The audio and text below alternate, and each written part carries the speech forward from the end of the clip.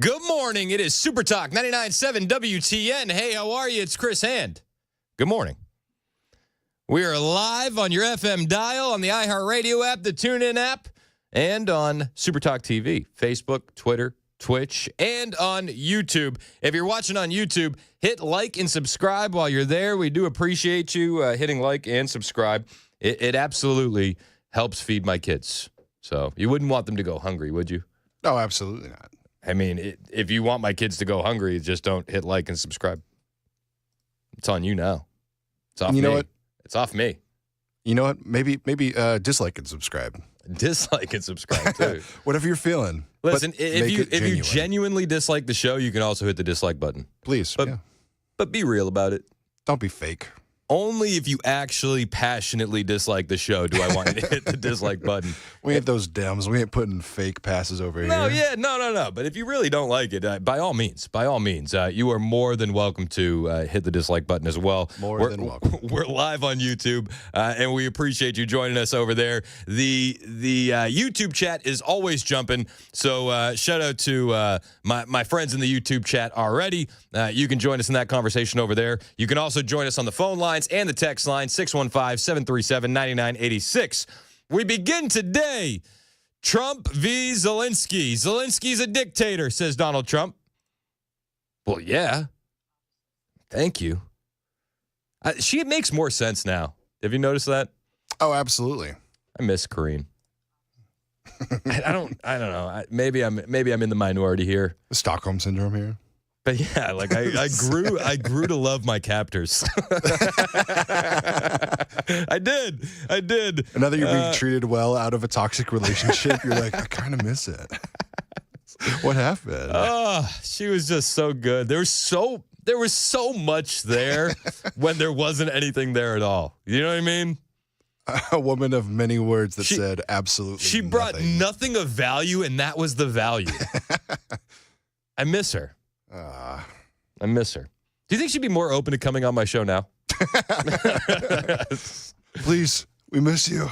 I need you. I'd love to get her take on this. She'd probably be like, I'll get back to you. We don't have anything to add at this time. I'll get back to you. That's a normal thing, though. But Trump slammed Ukrainian President Volodymyr Zelensky as a dictator without elections a day after Zelensky complained about Ukraine not having a seat at the table for diplomatic talks between the United States and Russia. Listen, dude, you've had plenty of opportunity, 3.5 years. In fact, you had a peace deal ready to go with Russia, and you listened to Boris Johnson of the UK when Biden sent him to squash the peace deal.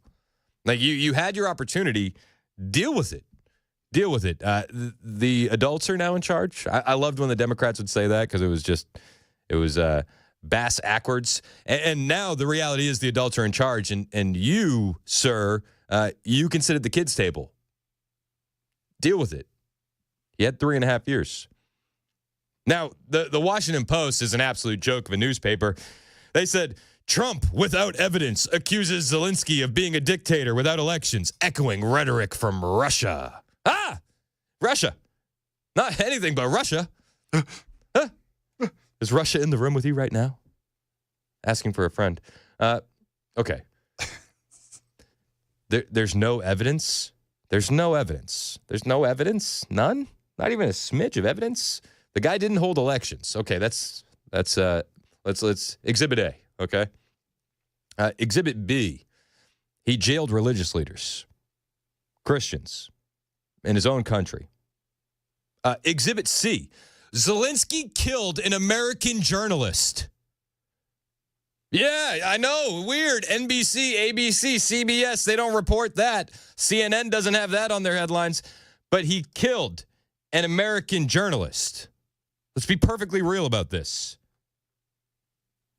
Gonzalo Lira, who was very, very critical of Zelensky, very, very critical of Ukraine, very critical of the corruption, and he spoke a lot of truth.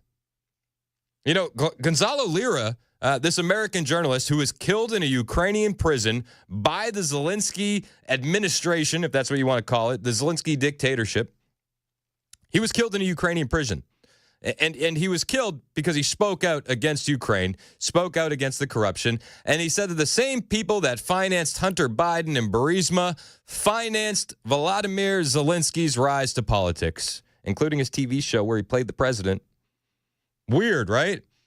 Weird. Gonzalo Lira. Now, again, this isn't something that you heard on mainstream media, but let's listen to the last message Gonzalo Lira posted on social media. This was his last public statement before he was arrested and subsequently killed in a Ukrainian prison.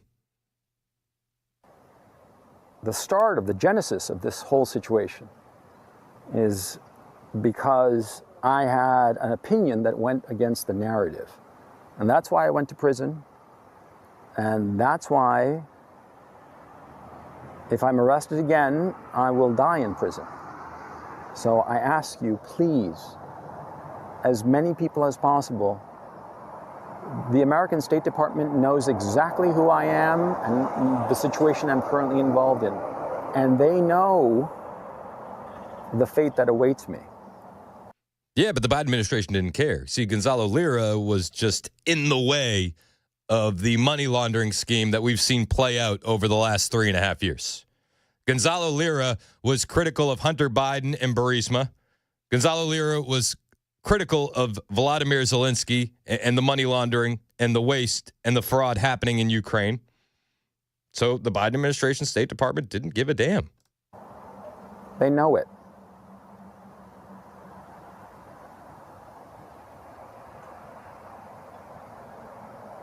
You know, they have that saying that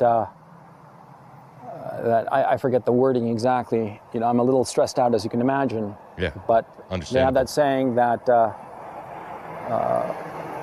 people are fundamentally good, but for evil to triumph, all you need is the indifference of good people. Please don't be indifferent to my fate. Well, unfortunately, the Biden administration was. Unfortunately, the Biden administration didn't care about an American journalist being jailed for having a political opinion. So when the Washington Post says Trump, without evidence, accuses Zelensky of being a dictator, I'd be like, have you even tried to look for any evidence? Have you? I mean, the media is currently concerned that Zelensky could lose if he holds elections. Huh? What? I thought he had these super high approval ratings. No, he doesn't. He doesn't. And some national news outlets are actually now saying Zelensky could be voted out of office if Ukraine holds elections, which Trump is demanding that he does.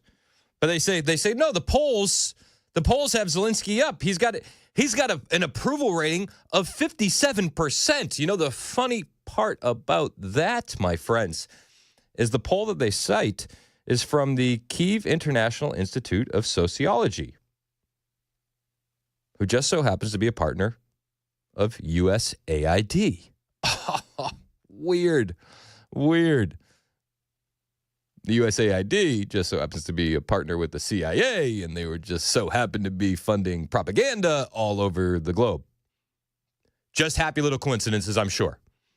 Listen, I can't prove any of this. I'm just connecting the dots as they appear in front of me.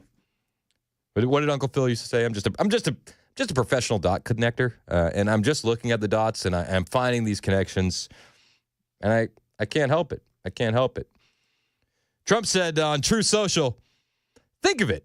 A modestly successful comedian, Volodymyr Zelensky, talked the United States of America into spending $350 billion to go into a war that couldn't be won, that never had to start, but a war that he, without the U.S. and Trump, will never be able to settle. The United States has spent $200 billion more than Europe, and Europe's money is guaranteed, while the United States will get nothing back. Why didn't Sleepy Joe demand equalization in that this war is far more important to Europe than it is to us? We have a big, beautiful ocean of separation. On top of this, Zelensky admits that half of the money we sent him is missing. Happy little coincidence, I'm sure. Trump continues. He refuses to have elections, is very low in Ukrainian polls, and the only thing he was good at was playing Biden like a fiddle. A dictator without elections, Zelensky better move fast, or he is not going to have a country left. In the meantime, We are successfully negotiating an end to the war with Russia, something I'll admit only Trump and the Trump administration can do. Biden never tried. Europe has failed to bring peace, and Zelensky probably wants to keep the gravy train going. I love Ukraine, but Zelensky has done a terrible job. His country is shattered, and millions have unnecessarily died. And so it continues. Now, the only thing that I'll point out that's wrong with that Donald Trump statement right there is when he says the Trump administration can bring peace, Trump can bring peace. Biden never tried.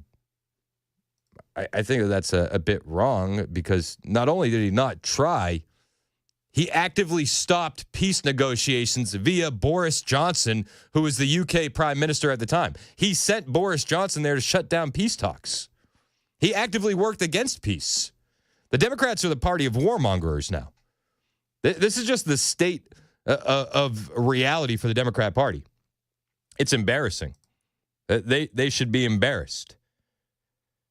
Mike Waltz was on Fox News, and he had some things to say about Donald Trump and Vladimir Zelensky exchanging some jabs, and says, listen, the message couldn't be more clear right now. I think just to unpack that a bit, just not everyone has gotten the message that the era of an endless grinding war with death and destruction on all sides, costing hundreds of billions and costing hundreds of thousands, if not millions of lives, that era is over. President Trump has been very clear he intends to bring this war to an end, that all sides need to be bought into that, and that, I think the frustration is really stemmed just in the last week from this bizarre pushback and escalation of rhetoric over a presentation of what we see as an absolute opportunity, and that's to have the United States invest in Ukrainian infrastructure, to have them grow both their minerals, their natural resources, their oil and gas. And I have to tell you, a part of a much bigger pie is certainly better than where it stands today. And then, just as an important subtick to that is that, we look at the type of aid the Europeans are providing, and it's often in the form of loans. It's being repaid with the interest on seized Russian assets. We believe the American taxpayer deserves to recoup much of their investment. Yeah, I think that's fair. Again, that's Mike Waltz, our national security advisor. Yeah, we should be able to recoup some of this investment. One of the things that always blows my mind about the endless wars and the war hawks and the neocons is there's never anything in return for the American people. I always go back to the Iraq war with George Bush, and the people would protest, no more blood for oil. It's like, well, we didn't even get the oil. We didn't even get the oil. Yeah, we should be recouping something from this. Now, the neocons and the war hawks and the government, they're looking at it as the contracts to rebuild, and they're going to pocket that money. Trump wants to get it back to the American people. See, that's the difference. And Zelensky doesn't want to give anything back. So Zelensky doesn't want to be a part of this peace deal. Well, deal with it, bro. Deal with it. On the way, Mark Levin. Liz, I'm not the biggest Mark Levin fan, but he said something that really rubbed me the wrong way on Twitter. He said Zelensky was a CIA plant. LOL. That's a new one. And I thought to myself, that's not a new one at all. That's not new. People have been saying that for a long time, Mark. A long time. And I'm going to break that down when we return, because I wonder, what are you doing, Mark? Are you shilling for the neocons? Are you shilling for more war? Who are you shilling for when you say, that's a new one? That's not new. That's not new at all. And there's a lot of evidence to support that. We'll talk about it when we return. It's 9:21 on Super Talk 99.7 WTN. Hey, it's Chris Hannon. I want to tell you about my friend Shane Ring over at Cover National. You need health insurance? Well, you need to talk to somebody that you trust. You don't want to hit up a call center with a bunch of different agents who have limited access to limited plans and don't really care about you. Talk to somebody that you know wants to get you the best coverage available. That's Shane Ring. And I'll vouch for Shane. Shane has over 20 years of experience in health insurance, and he's going to shop the entire market to find you the best health insurance available. He has over 75 different companies to shop from and every type of plan available in the market. And he can help you no matter what your health situation is and no matter what your income level is. And if you need to save some money, the plans that Shane can get you on can easily save you 30 to 60% on your monthly premiums. And some of these plans will even pay you when you use them. It's not too good to be true. Call Shane today. He can break the whole thing down. 615-465-0023. That's the number for Shane Ring over at Cover Nash. If you don't want to call, you want to hit the website, that's covernash.com. The phone number, one more time, 615-465-0023. Call that number today to book an appointment with Shane Ring. Get a quality health plan managed by you, not the government. CoverNash.com.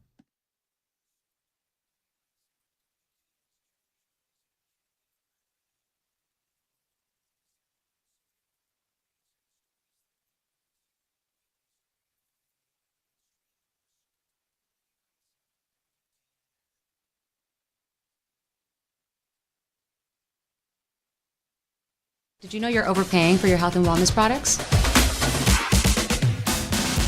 With over 20 company-owned brands offering its members vitamins, supplements, wellness, and skincare products, you're able to save up to 70% off retail. Members Nutrition can't change your life, but we can change the way you live.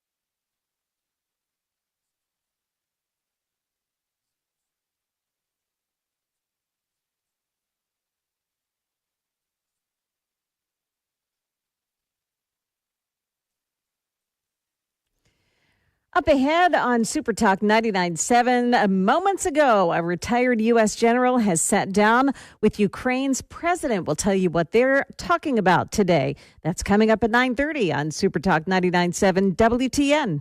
Are they going to tell them to stop crying and deal with it? Fingers crossed. Yeah, maybe. It's Rock, paper, scissors, shoot. Right, you go. Right. It's 27 minutes past the hour on Super Talk 99.7 WTN. Hey, how are you? It's Chris Hand. We are live on Super Talk TV, Facebook, Twitter, Twitch, or YouTube. That's the preferred platform, YouTube. The chat's jumping over there. I see everybody in the chat. If you're watching on YouTube, hit like, hit subscribe. We do appreciate it. You can even hit notifications, so that way you get a alert sent right to your phone, computer, whatever, when we go live. Right as we go live and when we post new YouTube videos with cool interviews and whatever's going on the station. We're always posting stuff. All the time. Always. Mark Levin. I know. He's on the station. I'm not trying to trash all of his takes. I'm not. I just full disclosure. I think that's one of the good things about our station, though. We don't all agree. That's the good thing about the conservative party in general now, is that we don't have this echo chamber and we don't have conformity. That being said, I see this post from Mark Levin last night, and my first thought is ice cold take. Ice cold. Cold as ice. He tweeted, Zelensky was a CIA plant? LOL. That's a new one. I do know Putin was a KGB plant. Okay. Yep. Everybody knows that about Putin. I think one of the things that a lot of the conservatives don't understand is when you say Zelensky's bad, you're not necessarily saying Putin's good, right? Like we can walk and chew gum at the exact same time. It's not hard to do. And when you say Zelensky's bad, that doesn't mean Putin's good. Okay? Like, let's just get that out of the way. And a lot of people get upset. If you say Zelensky's bad, they're like, oh, you're going to let Russia walk all over Europe. And it's like, no, stop it. Get some help. It's not what we're saying. But Zelensky's bad. Zelensky is absolutely bad. Is he a CIA plant? I mean, I can't prove it. But there's absolute evidence that the Obama administration in 2014, with the help of the CIA, overthrew the democratically elected government of Ukraine. And there's recorded phone calls from Victoria Nuland picking out the cabinet of the new government before they overthrew the old government. So, yeah, you can absolutely make the argument that there are some CIA plants in the Ukrainian government. You absolutely can. Mark Levin's take was more than ice cold.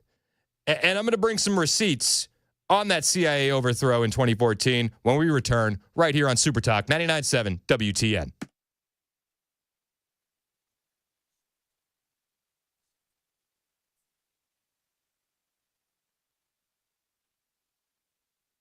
Good morning. It's now 9:30, and I'm Joan Jones with your top stories. Want to let you know that there is still some advisories this morning about the roadways after that snow was laid down overnight. TDOT saying that some of the roads are still a little bit icy under that snow. It's worth taking a few extra minutes and drive slowly. Nashville firefighters on the scene of an early morning fire. It was abandoned townhomes that erupted in flames off Dickerson Pike near Trinity Lane.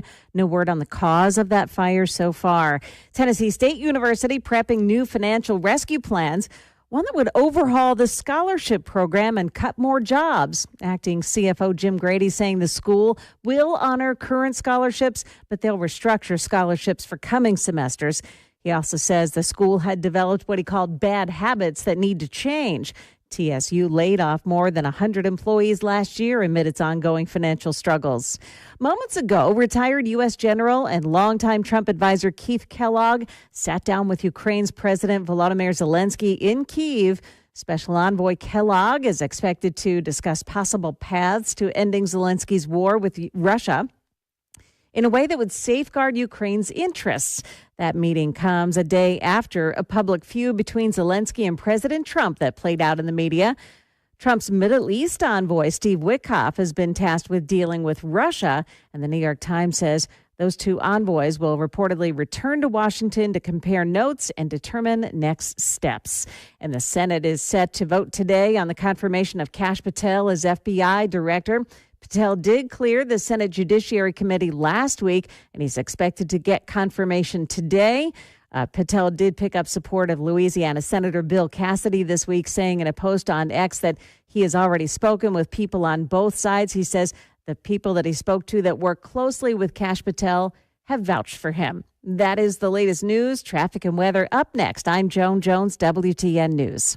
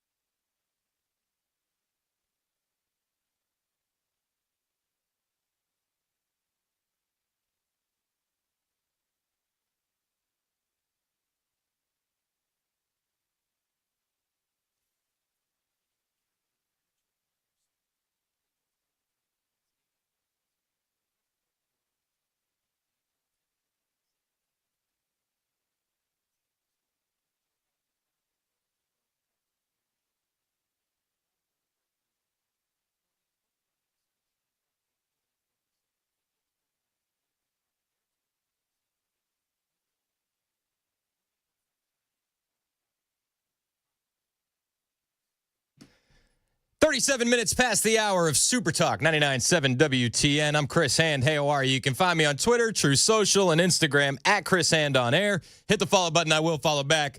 We're live on Super Talk TV, Facebook, Twitter, Twitch, and YouTube, where our YouTube chat is jumping. Hail to the chat. Hit like and subscribe while you're there. We do appreciate it. So I'm talking about Mark Levin. He posted a tweet last night, about 17 hours ago, and it ruffled my feathers. I'm not going to lie to you. Feathers were ruffled. Man, everybody in the text line saying you're towing a line. I know. I saw one guy. He's like, "Careful what you say about the great one. It could be a career ender." I said, "I don't give a bleep." It's all right. You know where you might get sent though. Listen, but Levin is right about some things. Okay, let's be real. He's not wrong about everything. He's dead wrong here. The tweet was, "Zelensky was a CIA plant. LOL. That's a new one. I do know Putin was a KGB plant." Okay. Listen, both can be true, right? Both can be true. Yeah, we understand the history of Vladimir Putin. We understand the history between the CIA and Ukraine, too. And if you don't, well, I'll expand on it in a minute. But somebody said there must be some context there to Levin's tweet. There must be some sarcasm, right? Like he can't possibly be saying this just honestly, and there's no context. There's none. His tweet immediately after that was 8 out of 10 Americans distrust Putin. Okay, cool. Like not saying they don't. That's fine. And then his tweet immediately after that was a book that he's pushing, written by Tom Cotton, the senator out of Arkansas. I don't know if have you been following the Tom Cotton stuff. Tom Cotton is working behind the scenes to stop Trump's pick, Elbridge Colby, from getting confirmed at the Department of Defense. They say Colby is one of the most important pieces to stop the Bush-Cheney cabal at DOD. Why is Tom doing this? And a lot of people have theories. A lot of people do. Some people say that Tom Cotton is part of an anti-Trump NGO that gets millions from USAID. He's on the board of the International Republican Institute. They received $130 million from USAID. They work against Trump's policies and fund UN refugee programs. And Tom Cotton's on their board, the same Tom Cotton trying to block Trump picks at the DOD. The primary list keeps growing. Hey, okay. Well, anyway, Mark Levin. Zelensky was a CIA plant. LOL, that's a new one. Is it a new one, Mark? Here's the thing. Listen, just, for the sake of the argument, here's a mainstream media article from January 17th, 2025. How the CIA and Ukrainian intelligence secretly forged a deep partnership. This is from ABC. The headline, how the CIA and Ukrainian intelligence forged a deep partnership. It was 2015, a year after Russia had seized Crimea and started a war in eastern Ukraine. It was still 6 years before Russia would move into its full-scale invasion, but the front line in eastern Ukraine still smoldered amid a poorly observed ceasefire agreement. General Kondrak was the head of the Ukraine Military Intelligence Agency, convinced Ukraine's future was with the West. He wanted the United States to help strengthen his agency to better hold off Russia. But so far, he had found American intelligence wary. To change that, he believed he needed a bold gesture. That's why his luggage was stuffed with top-secret Russian military documents. I was like, holy bleep, a former U.S. official told ABC News, and he's like, yes, we have a gift. And that started the CIA partnership. Kondrak's visit to Washington was part of a remarkable story, how since 2014, the CIA and Ukraine's intelligence services secretly forged a deep partnership, transforming the former Cold War enemies into one of the U.S. agency's most trusted partners. Weird. And Mark Levin is just hearing about this theory now? That's a bit strange. That's a bit odd. Feels a bit neoconish to me, personally.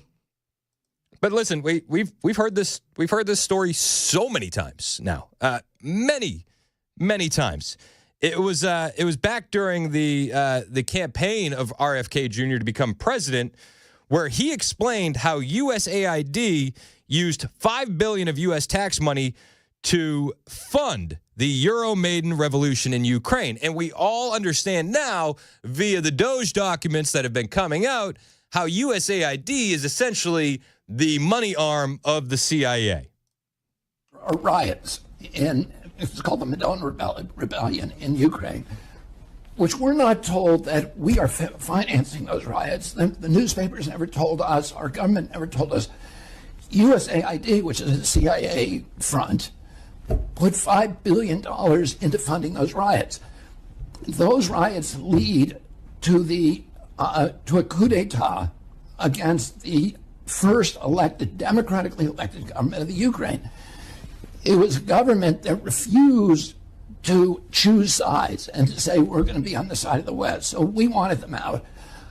A month before that government is overthrown, Victoria Nuland, who's the part of the centerpiece of the Neocon ideology and who is now a high-level official in the State Department, has a secret call with the U.S. ambassador, which is tape recorded and is now public, which anybody can go and look up, where she is picking the new cabinet for the Ukraine, which is which is a U.S. Western cabinet. So they're picking the new government a month before the old government is overthrown. Is that but Mark Levin says, this is a new one to me. That's a new one to me. Are you paying attention to anything?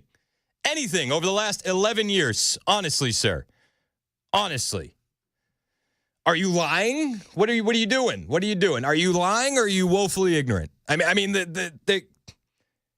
are the only two options. The only two.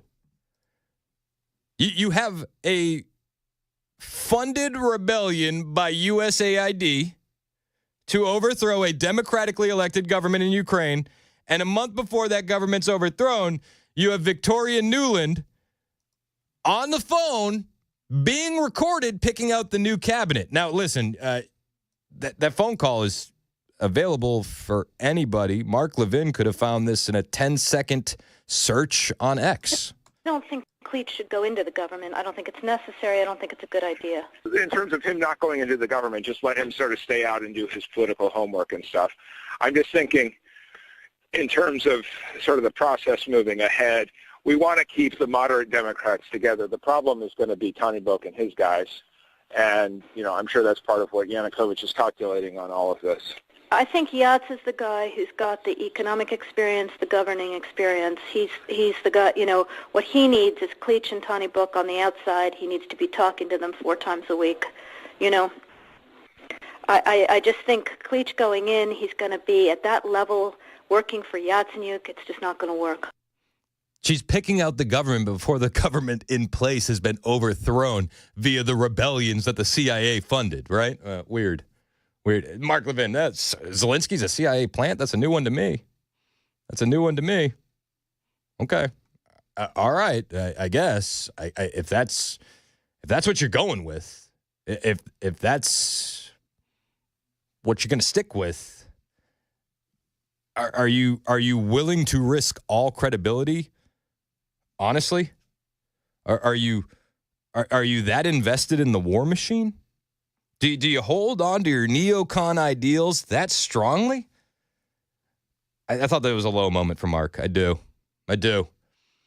And I think we need to be calling out people on our side just as hard as we call out the Democrats. I do. And I was embarrassed when I saw that tweet. Embarrassed. I don't know how you could argue against that. I just don't. But listen, there's a lot of money in war, and there's a lot of money in the rebuild, and the neocons have been all in on this just as much as the Democrats.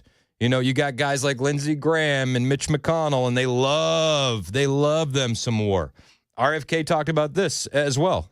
This is a war that should have never happened. It's a war the Russians tried repeatedly to settle on terms that were very, very beneficial to Ukraine and us. The major thing they wanted was for us to keep NATO out of the Ukraine. The big military contractors want to add new countries to NATO all the time. Why? Because then that country has to conform its military purchases to NATO weapon specifications, which means certain companies, Northrop Grumman, Raytheon, General Dynamics, Boeing, and Lockheed get a trapped market. And in a trapped market, you keep the war machine going. But in 2022, there was a peace deal on the table that Boris Johnson squashed. March of 2022, we committed $113 billion. Just to give you an example, we could have built a home for almost every homeless person in this country. We then committed another $24 billion since then, 2 months ago, and now President Biden's asking for another $60 billion. But the big expenses are going to come after the war, when we have to rebuild all the things that we destroyed. Mitch McConnell was asked, can we really afford to spend $113 billion to Ukraine? He said, don't worry. It's not really going to Ukraine.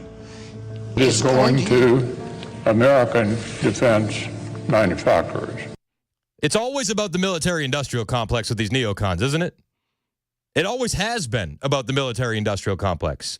You know, they're floating around an 8% cut of the military budget, and I think that that's a bit too low. I think that we can cut more out of that budget. But, you know, the neocons are going to stand in the way of that as well, much like they've stood in the way of peace with Ukraine and Russia. Mitch McConnell being a huge example of that, Lindsey Graham being a huge example of that, and I wonder if Mark Levin is also an example of that. So he just admitted it's a money laundering scheme. And who do you think owns every one of those companies? Yeah, BlackRock. Yep. So Tim Scott, during the Republican debate, said, don't worry, it's not a gift to Ukraine, it's a loan. So raise your hand if you think that loan's ever getting paid back. It's not. And you have Trump out there saying, well, we want the rare earth minerals, and now Zelensky's kicking and screaming. Yeah, of course it's not. So why do they call it a loan? Because if they call it a loan, they can impose loan conditions. And what are the loan conditions that we impose on?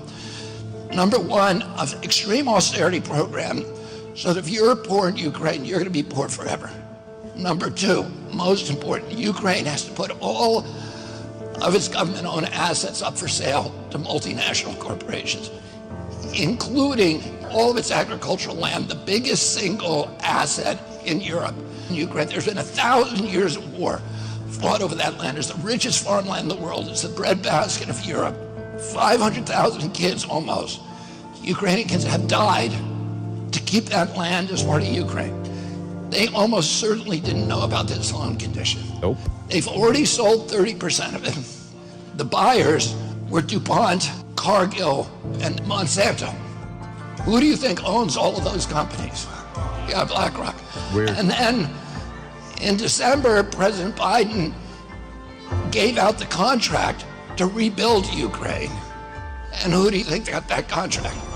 BlackRock. So they're doing this right in front of us. They don't even care that we know anymore, because they know that they can get away with it. And how do they know that? Because they have a strategy.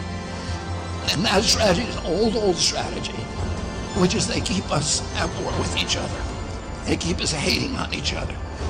They keep the Republicans and Democrats fighting each other, black against white, and all these divisions that they sow. Now, again, that video is from when RFK was running for president, so the dates are a bit back in time, but it still holds true. They're doing this because they know they can get away with it. Things are changing, though, rapidly with Trump at the helm. Very, very quickly. And it shakes a lot of the neocons to the core. It shakes a lot of the deep staters to the core. It shakes the military-industrial complex to the core. And we need to push back against all of that. Donald Trump has a question. Where is all this money going? He has a lot to say about Ukraine, which will bring you on the way right here on Super Talk 99.7 WTN. My name is Chris Hand, and I'm here for my friends at United Structural Systems, USS. We had some snow. What happens to the snow when it melts? Well, it turns into water. Do you have cracks in your foundation? Do you have areas where water is getting into your crawl space or your basement? Well, once that snow melts, it's going to be getting in there. It's not a good look. It's something you need to get fixed, and you need to get fixed fast. Because if you don't get it fixed, well, it's going to lead to bigger issues. You're going to deal with wood rot. You're going to deal with mold. The wood rot could turn into foundation issues. That's a headache that you don't want to deal with. Call USS today. You're not going to get a sales guy showing up to your house with a sales quota. You're going to get an expert that's been doing this job for a long time and has no problem telling you if it's an easy fix. they have no problem breaking some bad news to you as well. And if you have some bad news, if you have some really big issues with waterproofing, well, at least you called the best. You called USS. They'll create a custom solution for you. They won't leave till the job is done. And when they do leave, they leave behind a warranty that is good for life. This is why they've been in business since 1994. This is why they have over 30,000 satisfied residential customers. Call United Structural Systems today for all your waterproofing needs. 615-488-7855. 615-488-7855. USSTN.com.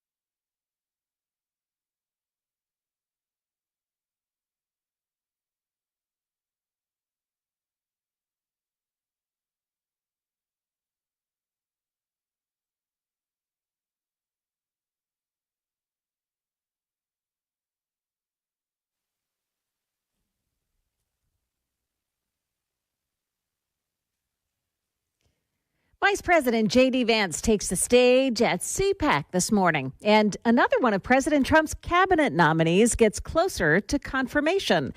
Those stories at 10 o'clock on Supertalk 99.7 WTN. Thank you, Joan Jones. 58 minutes past the hour at Supertalk 99.7 WTN. Hey, how are you? It's Chris Hand. Twitter, True Social, Instagram, at Chris Hand on Air. The show is brought to you by our friends at Better Water LLC. Water filtration systems, water softeners, betterwater.com. We love those guys. I didn't think I was going to piss off as many people as I did when I called out Mark Levin. But I have. Now you did it. I did it. 5236, talking about the tape that I played of Victoria Nuland picking out the cabinet before the government was overthrown in 2014. He said, not one time did you hear Zelensky's name in that tape. Do you know what you're talking about? I said, do you? That tape was 2014. Zelensky gained notoriety as an actor beginning in 2015. I was pointing out the long history of CIA intervention in the region. So, weird. A lot of people saying, watch your mouth about the great one. Listen, what do you want from me? I'm calling balls and strikes here. 8270 said, everyone can be wrong once in a while, even the great one. I said, truth. I'll be wrong too. Let's be perfectly clear. I am not going to be mistake-free. And I'm going to have ice-cold takes from time to time. But I had never seen an ice-cold take like that from Mark Levin. I had never. And a lot of people look at the money that's going into Ukraine and we wonder why. Why? And where's it going? I mean, Zelensky himself said that he lost $100 billion. $100 billion. Trump was talking about this last night on Air Force One. We'll see what happens, but I'm going to resurrect it or things are not going to make him too happy. And look, it's time for elections. Haven't had an election in a long time. It's wonderful to say, we can't have an election, but it's time for elections. And it's also time to find out what happened with all the money. Because he made the statement that half of it, he doesn't know where it is or something like that. And I'd like to find out all the money that we've been sending to Ukraine, where is it? And I can tell you we're doing very well with Russia. We're going to do something with Russia that he was unable to do. We can make a deal with Russia to stop the killing of, potentially additional millions of people. The soldiers are being just wiped out on both sides, wiped out. It's horrible. The weaponry today is so powerful, so, strong, that it's killing a lot of soldiers. And I don't want to see they're Russian and they're Ukrainian. I don't want to see those soldiers killed. They have mothers and fathers. They have sisters and brothers. I don't want to see them killed. Let the killing stop. Find a way to make peace. Stop kicking and screaming like a little baby, Zelensky. Just stop it. Trump is the president of peace. He had a lot more to say about Ukraine yesterday. I'll bring it to you on the way. It's 10:01 on Supertalk 99.7 WTN.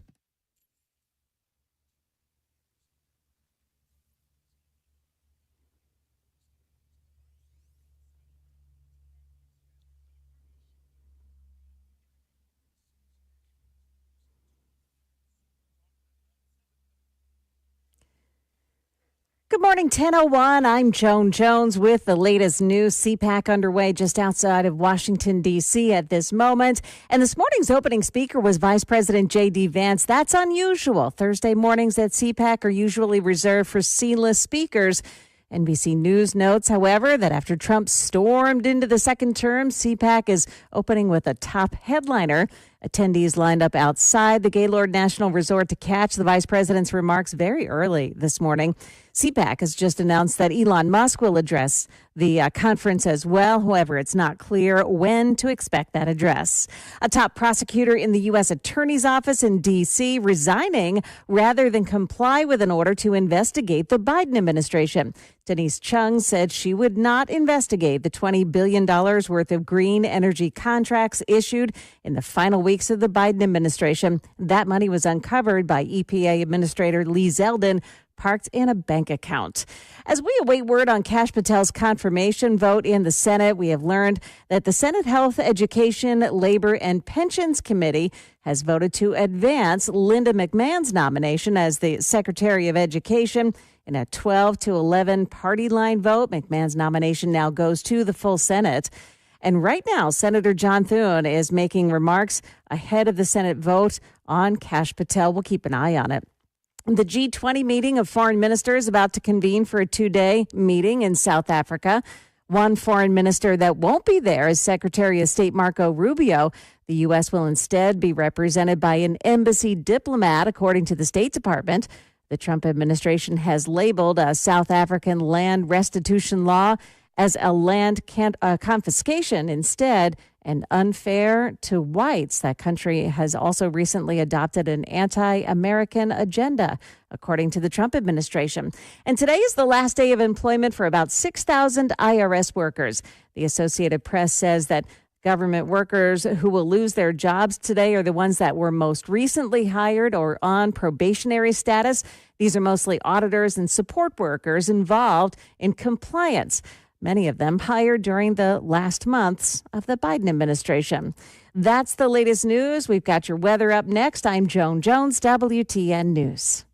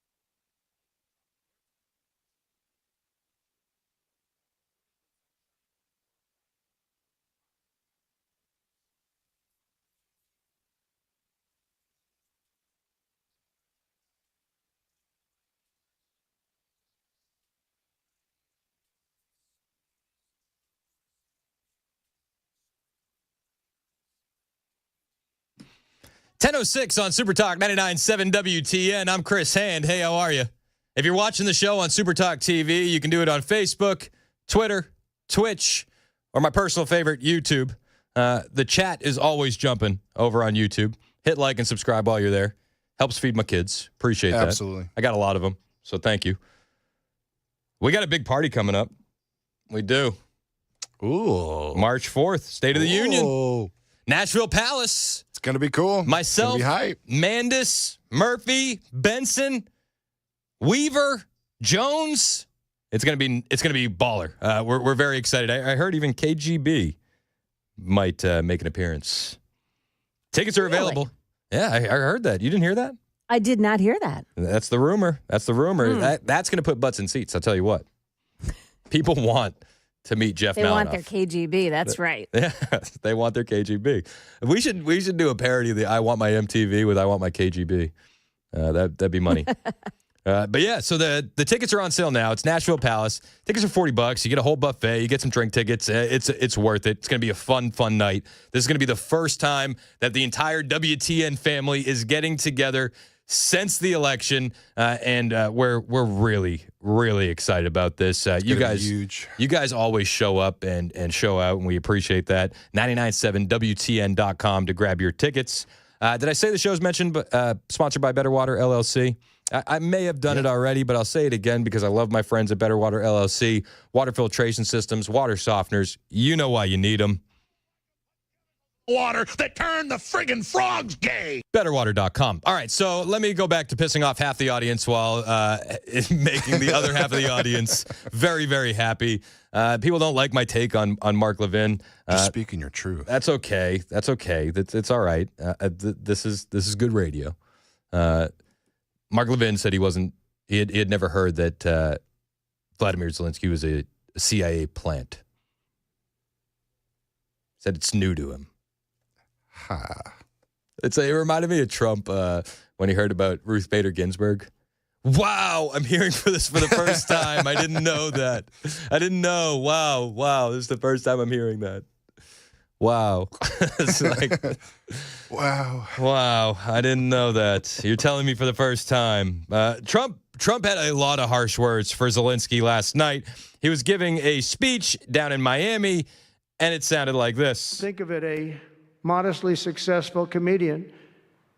President Zelensky talked the United States of America into spending $350 billion to go into a war that basically couldn't be won, that never had to start and never would have started if I was president, not even a chance, and it didn't start for 4 years.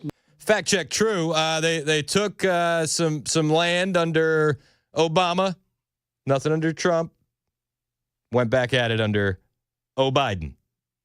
Weird. He said a modestly successful comedian. He was a very successful belly dancer, and you can see those videos online. Quick Twitter search. Wow, I'm hearing that for the first time. No, it's true. It's true. But the war never would have started if Trump had remained in office. It just wouldn't have. And people say, Trump's cozying up to a dictator. It's like, no. He's keeping peace in the world. See, these are two very, very different things. Peace is good. Peace is always good. Never would have started. But a war that he, without the U.S. and Trump, will never be able to settle. They'll never settle that war without our involvement. That's why they did such a great job this weekend. That's why Saudi Arabia did such a great job this weekend in hosting.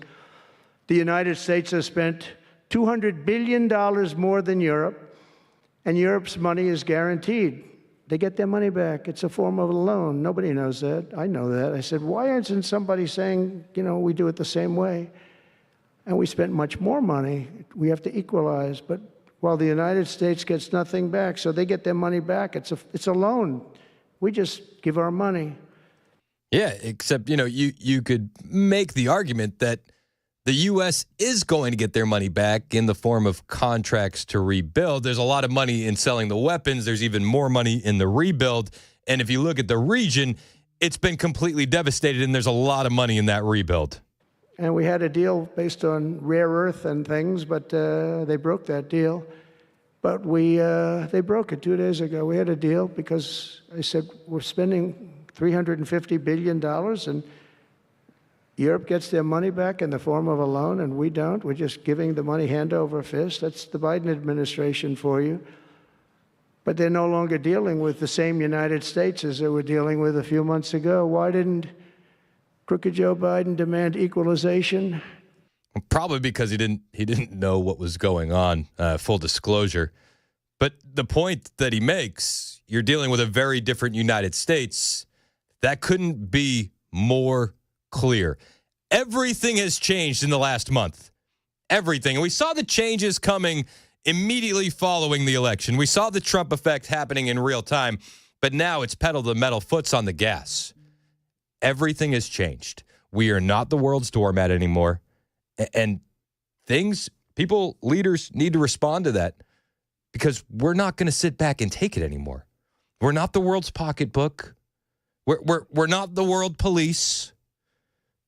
It's time to end these crazy wars that honestly have nothing to do with us.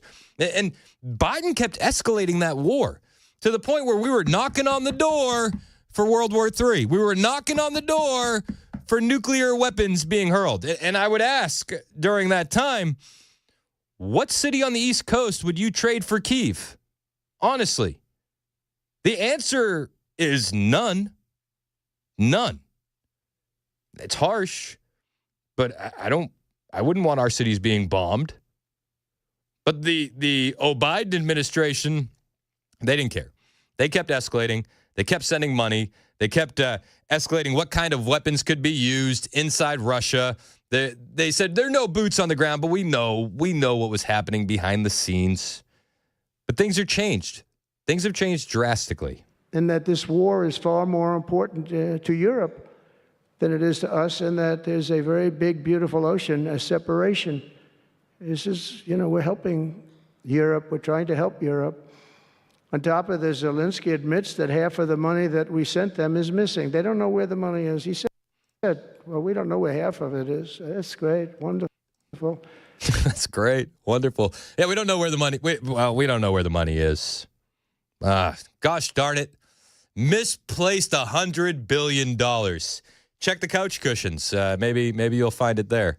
When's the last time you misplaced, how much was it again? 100 billion? 100 billion. Sorry, I was...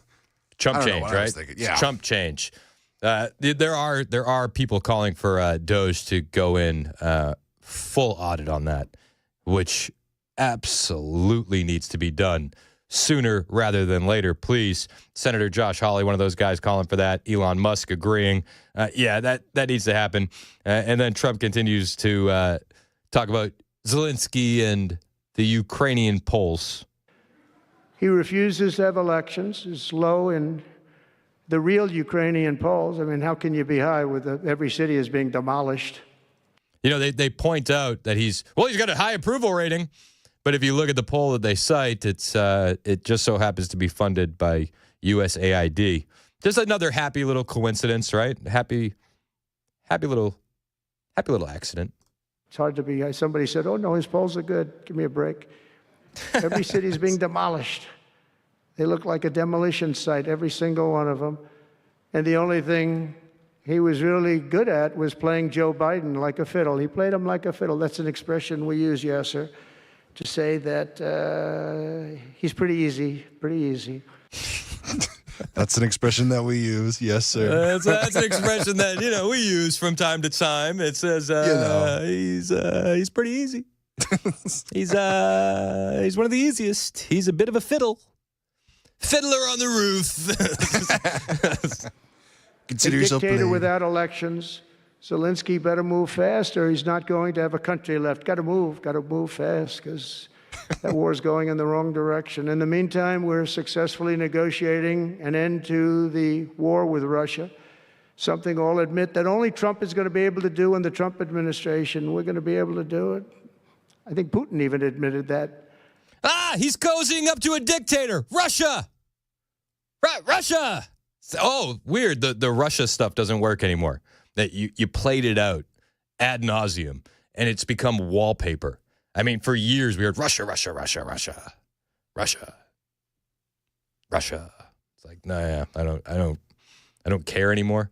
You have, what is it, like 600, 700,000 Ukrainians, 800,000 Russians have already died. Like, can we stop? Can we just stop the bloodshed? I mean, that's what we really need.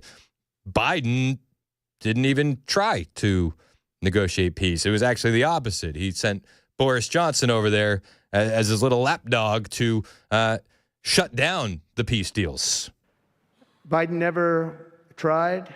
Europe has failed to bring peace, and Zelensky probably wants to keep the gravy train going. I don't know what's the problem, but he hasn't been able. He's very upset that he wasn't invited. He could have come if he wanted to, but that he wasn't invited to Saudi Arabia. But he's been working for 3 years. There's never been even meetings or phone calls to stop this war. It's a horrible thing. I figure Russia's lost 900,000 soldiers. I think that Ukraine's lost probably 700,000. And it's a terrible thing. You'll see bodies and body parts all over the field, all over. We see them very accurately through satellites.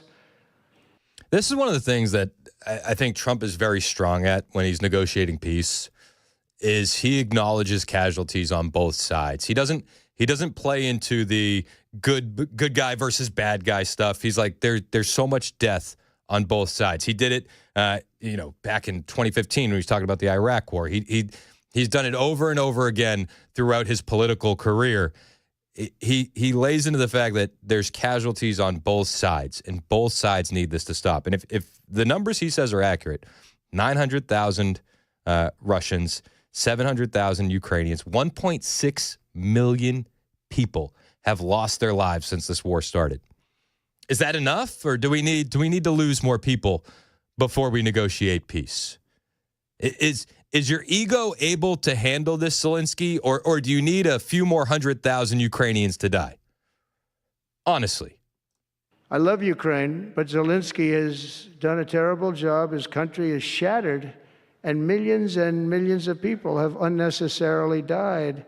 And you can't bring a war to an end if you don't talk to both sides. You got to talk. They haven't been talking for 3 years. So we hope to see a ceasefire soon and to reestablish stability in Europe and the Middle East. Listen, if anybody can bring peace to that region, I do believe it's Donald Trump. I believe that he's the president of peace, and I think that he can get it done. Zelensky be damned. If Zelensky doesn't want to be a part of it, I still think peace can be achieved. They're going to have to do it with or without him. And it'll benefit the Ukrainian people, and it'll benefit the Russian people, and it'll benefit a lot of Europe too. But no matter how you slice it, the war needs to end. It's 10:20 on Super Talk 99.7 WTN. I'm Chris Hand, and I tell you all the time about my friends at Better Water LLC. Love these guys. You need to call Craig. You need to call Brandy. They'll get you your water tested for free. Now, you might think your water's fine, but a lot of this stuff could be lingering in there that's a bit sketchy. E. coli, chlorine, iron, sulfur, all of that nastiness could be hiding in your water. That's the water you drink. That's the water you bathe your kids in. It's time to clean it up. Get your water tested for free from Better Water LLC. And if you need a water filtration system, man, they can help you. They offer a full range of water treatment equipment, from reverse osmosis units, water softeners, specialized filters, UV lights, you name it. And they're based right out of Smyrna, Tennessee, and they serve all of Middle Tennessee. These are the same guys that treat your water at your favorite local coffee shop, and they even treat the water at the hospitals you go to. Go to betterwater.com to learn more, or call Craig or Brandy today at Better Water LLC, 615-355-6063. That's 615-355-6063.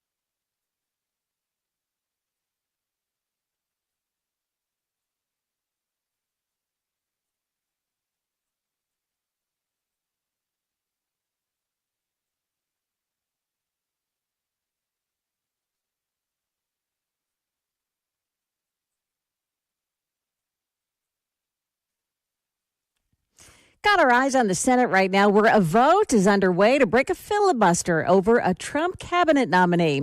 And got a space rock update for you. Those stories coming up at 10:30 on Super Talk 99.7 WTN. Thank you, Joan Jones. 23 minutes past the hour on Super Talk 99.7 WTN. Hey, how are you? It's Chris Hand. Show's brought to you by Better Water LLC, water filtration systems, water softeners, betterwater.com. We got a heck of a party coming up, Nashville Palace. We need you there. March 4th, State of the Union, myself, Mandis, Murphy, Benson, Weaver, Jones, even possibly KGB. Yeah. You know, I am a little jealous that I can't go this time. I know. After going to the election one, seeing everybody and how hype it was. The election party was hype. It was so fun. I mean, the anticipation was palpable at the election party. Easily. Because a lot of people were like just waiting for that 2 a.m. stoppage. That big drop of the win. Yeah. And that was a crazy party. This is going to be our first time getting together with the WTN family since Trump won. Yeah. There's going to be First a celebration. time I'll be there. I've never been to one. Oh, Joan. There's going to be a meet and greet line for Joan Jones. I'm just going to let you guys know.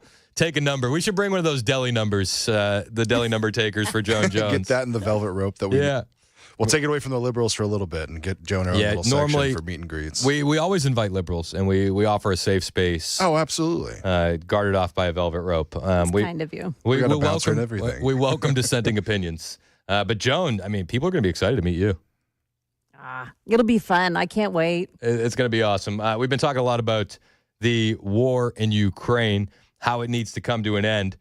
J.D. Vance talking about peace being in the interest of the American people, and that's what this administration is going to strive for. Peace is in the interest of the American people, and he's going to fight for it for the remainder of his administration. Wherever war breaks out, he's going to be the president of peace. Now, he, of course, is a very good negotiator, a very good businessman. He recognizes that a lot of these issues are tough.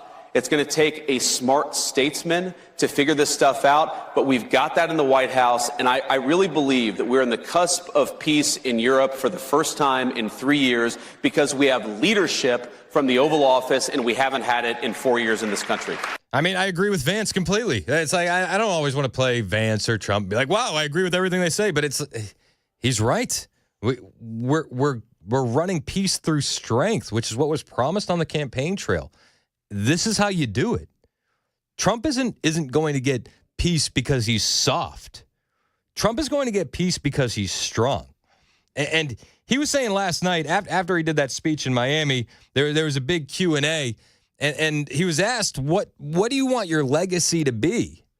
And he wants his legacy to be the guy that brought peace to the world. My last question, Mr. President. You have mentioned briefly in your speech about the legacy. What would you like your legacy to be, if you can tell us more about it? That I came into a country that was great, but is in trouble. And I made America great again, and I got it out of trouble, and people respect America now. And we were a country of peace, and we brought peace to the rest of the world. Listen, that's what he wants his legacy to be. Thank you very much, Mr. President. Thank you very much, everybody. Thank you. And that's how he closed his speech last night. I want my legacy to be the guy that brought peace to the rest of the world. He's on his way. He did it in his last term as well with the Abraham Accords and the historic achievements of that deal. He's going to do it again. But it's peace through strength. Not quite how Biden did it. Not quite at all. Gary in Portland wants to talk about Biden and Ukraine. What's up, Gary? Thanks for holding, man. Good morning, Chris and the gang. I love your show, man. Hey, appreciate you. Thanks. What are your thoughts today? Well, I was thinking about how there was a 2014 coup in the country that Biden basically owns, which is Ukraine. Yep. Obama and Biden and the CIA. Yep. Yeah, they've all been owning that country for years, ever since 2014, and they got their people in there, and when they got one in there that didn't want to go along with what Biden wanted, well, know the story about that, that he blackmailed Ukraine over a $1 billion loan. Peace is in the interest of the... Yep, sorry about that. No, you're right. Biden fired the prosecutor. Yeah, he did. And ever since Trump got into office, all of these rabid rats have been running around screaming and yelling about Trump. Well, they've been screaming and yelling about Trump ever since Trump came back in office, and they haven't let up over the 6 years he's been, the president, so to speak. Yep. But that's what I was wanting to say. I'll get off here and let you guys talk, okay? I appreciate the call, Gary, and I'm with you 100%. It's a portion of the conversation that we hadn't covered yet. It's been covered ad nauseum, but Biden did brag about firing that prosecutor. He threatened to withhold a $1 billion USAID loan guarantee unless Ukraine fired the prosecutor that was investigating his son's company. Victoria Nuland funded the Ukrainian coup with USAID money. USAID is at the heart of the Russia-Ukraine war, no matter how you slice it. And if you look at USAID and you look at it as the propaganda fund for the CIA, the slush fund, well, then you can say that the CIA has been at the core of Russia-Ukraine as well. But yeah, just for those of you keeping score at home, one more time for your listening pleasure. I went over, I guess, the 12th, 13th time to Kyiv, and I was supposed to announce that there was another $1 billion loan guarantee. And I had gotten a commitment from Poroshenko and from Yatsenyuk that they would take action against the state prosecutor, and they didn't. So they said they were walking out to press conference. I said, no, I'm not going to, we're not going to give you the $1 billion. They said, you have no authority. You're not the president. The president said. I said, call him. I said, I'm telling you, you're not getting the $1 billion. I said, you're not getting the $1 billion. I'm going to be leaving here. And I think it was, 6 hours? I said, I'm leaving in 6 hours. If the prosecutor's not fired, you're not getting the money. Well, son of a bitch. Got fired.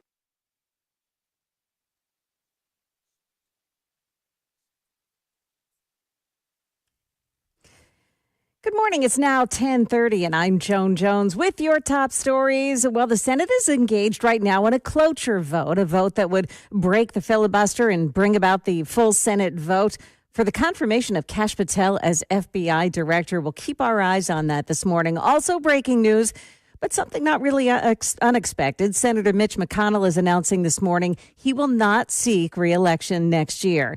McConnell's health and mental acuity has come under scrutiny recently after several very public mishaps. An investigation underway after a strip of newly built townhomes went up in flames overnight along Dickerson Pike in Nashville. Firefighters gave the all clear about 5:30 this morning. The townhomes were yet to be occupied, so there were no injuries reported. They are located right next to the Relax Inn on Dickerson Pike. Firefighters saying it's not the first time a fire has broken out in that area. An appeals court has declined to reinstate President Trump's order on birthright citizenship. A 3-judge panel saying the Justice Department has not shown that they're likely to succeed on the merits. The issue is likely to end up as an emergency request for consideration by the Supreme Court.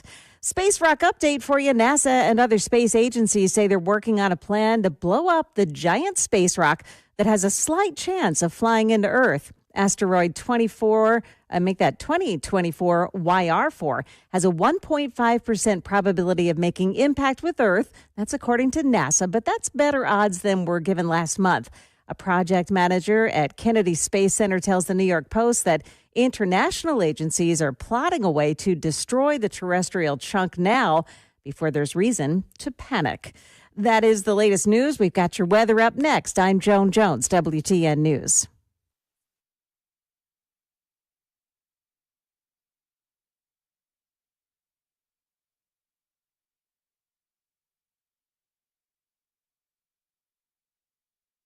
Did you know you're overpaying for your health and wellness products? With over 20 company-owned brands offering its members vitamins, supplements, wellness, and skincare products, you're able to save up to 70% off retail. Members Nutrition can't change your life, but we can change the way you live.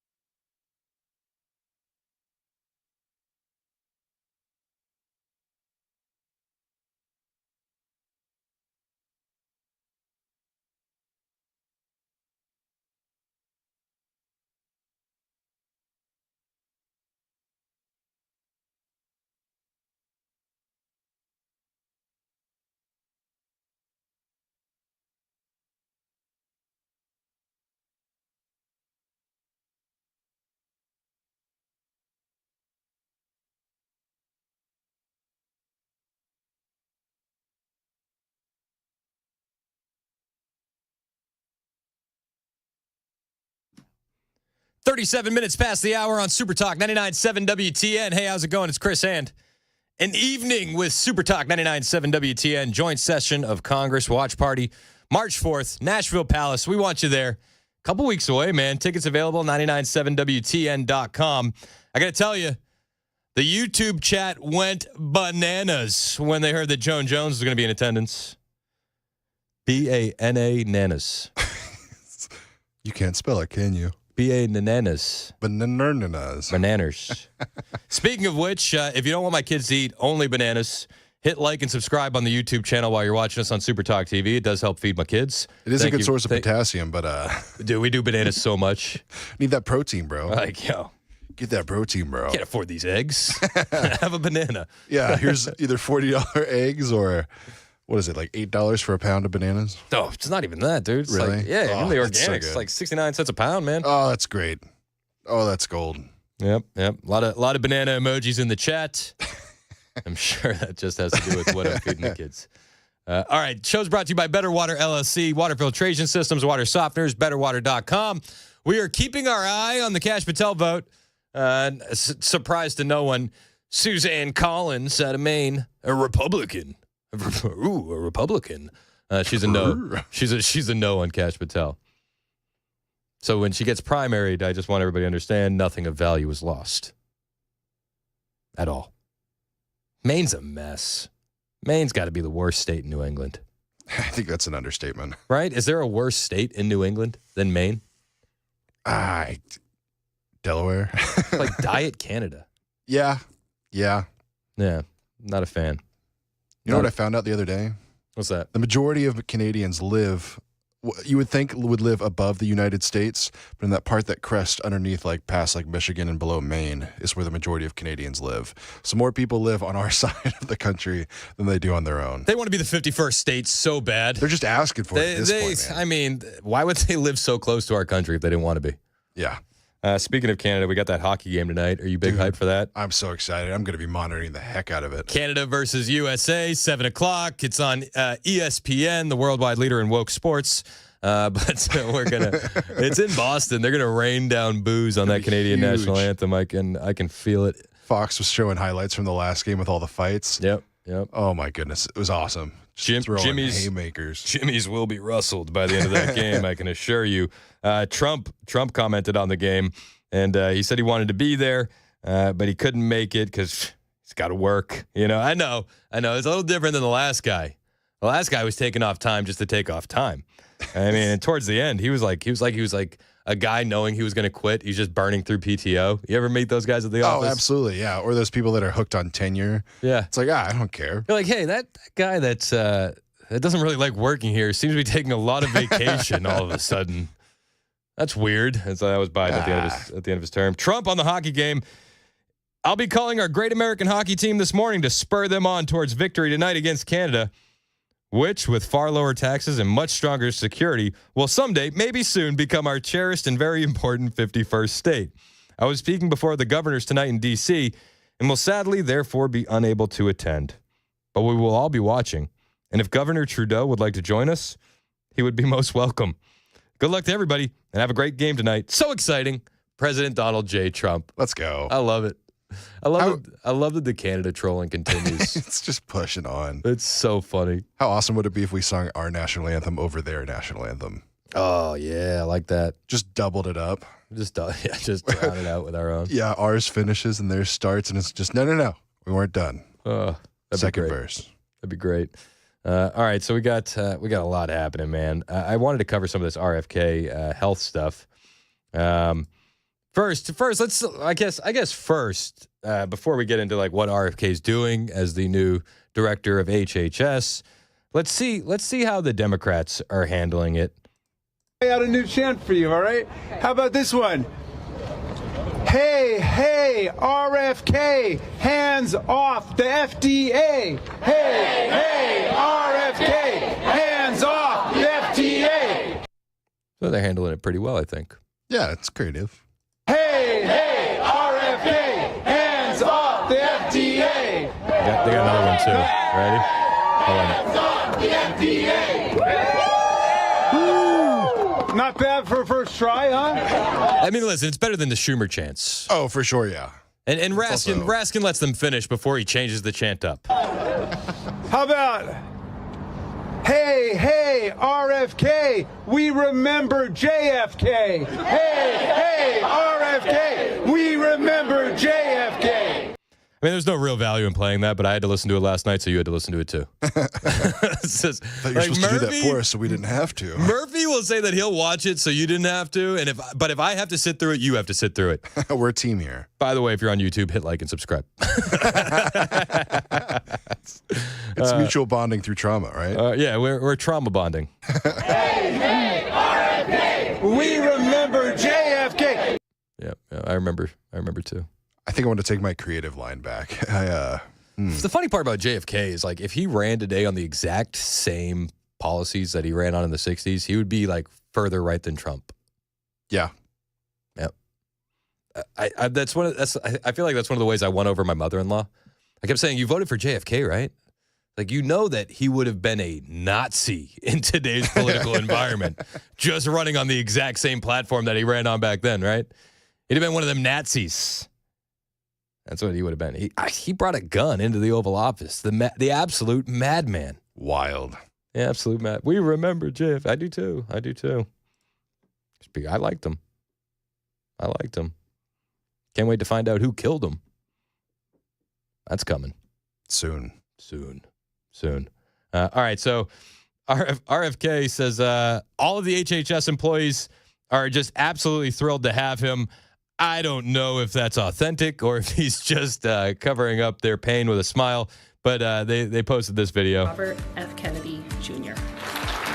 I'm Robert F. Kennedy Jr., and I'm President Trump's Secretary of HHS. My main mission at HHS, in which I hope that you will all join me, is to reverse the chronic disease epidemic in America. I did a welcoming speech and introduced myself to all the personnel at HHS and invited them into the endeavor of making America healthy. And then he's shaking hands and he's taking pictures, kissing babies, doing all the things, and he says, everybody's happy. Everybody's happy to see him, and I'm sure there's a lot of good people at HHS that are very, very happy to see RFK Jr. Like, let's be perfectly honest. There are going to be good people in every agency. There's going to be awful people in every agency. I think that's true across just about every profession in the country, except for maybe firefighters. I don't know. I've never really met a bad firefighter. Those guys are usually pretty stand up. But every other industry, outside of firefighters, let's be perfectly honest, there's going to be good and bad.